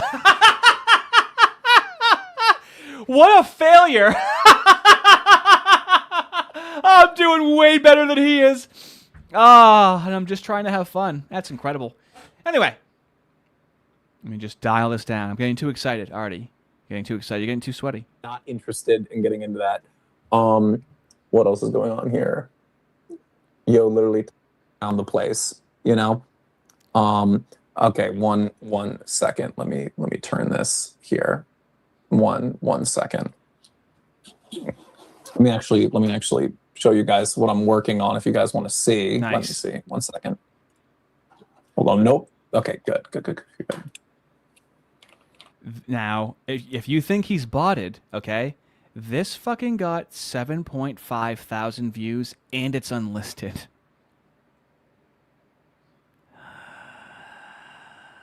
The weird thing is, he doesn't have members. He doesn't have engagement on his in his fucking comment section. I have more members on a video that with 1/10 of the fucking views. So he doesn't have members on his fucking channel. The whole thing stinks, but I can't prove it. Now, my favorite part, okay, is him gleefully showing off his prayer corner, okay? Is that what it's called? Because he's an Orthodox Christian, okay? Oh, yeah. Oh, yeah. I love this. I'm only going to show you a little bit. So, this is supposed to be precious, okay? This is supposed to be something that's sacred, all right? Of decay. I think this one is from this year, so it's not as like, you know what I mean? Like it hasn't lost as much size and whatever. Those are from years past. I have... There's actually a rosary right here, which obviously is an Orthodox, and I felt that I got in Mother It's not because this is Christmas, which is funny. It has nothing to do. Oh my God! Show you guys my icon corner. Here we go. Icon corner. My baptismal cross. Oop. So this is like in the middle of my house, right? Now, in the last live stream, I showed you how Virillium only says glory be to God for the most part when it comes to material possessions, his family's wealth, his channel to do well, okay? Listen to why he lights the candle. These are where I keep my icons. I try to keep a candle lit most times of the day, especially if I have videos coming out or whatever. There it is. Especially if I have videos coming out. Oh, thank you, God, for making my videos do well. At nighttime. That's my cat. Oh, this is interesting. Decline of the West. I'm a former Atlas Thug channel supporter. When he stuck by Nick after Nick said Epstein was cool and not a rapist, that was it for me. Also, Nick not supporting Massey was the final straw. And that, no, Decline of the West, you're ankle biting, okay? You're a wrecker, all right?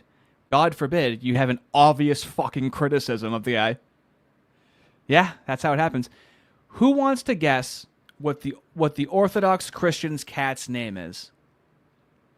He named his cat after a saint because it's sacred, all right? Especially if I have videos coming out or whatever at nighttime. That's my cat.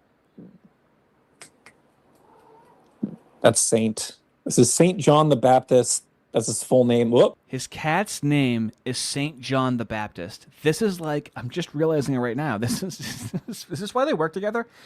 The overcompensation, the cross tattoo on your neck, the dangly cross earring, the cross on your profile, the Christ is King, and your fucking... Yeah. William is an ortho bro, but he's a fucking anomaly. He's my ortho bro. I claim him. Okay, he's mine. You can't have any of them. That is his... Oh my goodness. Oh my God. Okay, 7,500 views on this, dude. I don't want to show too much of my house. This camera this gyroscope is losing its mind. This is supposed to be a sacred corner. He's like, the fuck is happening? Goddamn fucking stupid shit. What are we doing? What are we doing? There it is, fellas. What are we doing indeed? I'm just giving you a little bit. Just a little taste. And I want you to spoil your dinner. I just want you to have a taste. Hello, listener. Fall asleep. Where should I shove you? Where the hell should I throw you right now? Mod, where do I shove everybody? Where do I shove these people? I want to shove right now. I'm in a shovey mood. What is, ooh. Oh, no way, bro. No, he's not live. There's no way he's live. Hold on. Let me see. There's some people that have been streaming for a while today.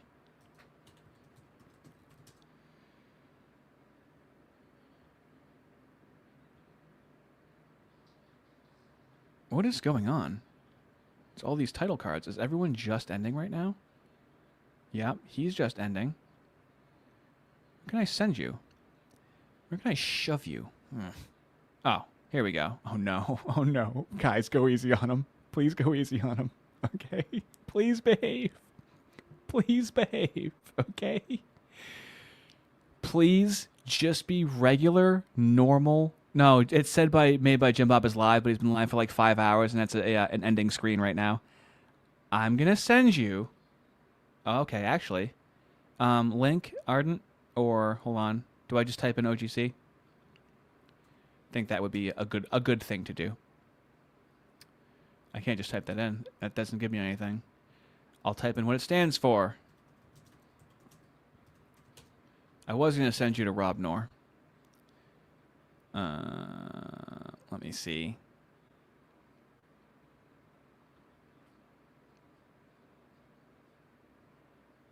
Okay. I'll go for it. Fellas, just so you know, this is going to be a different vibe. Okay?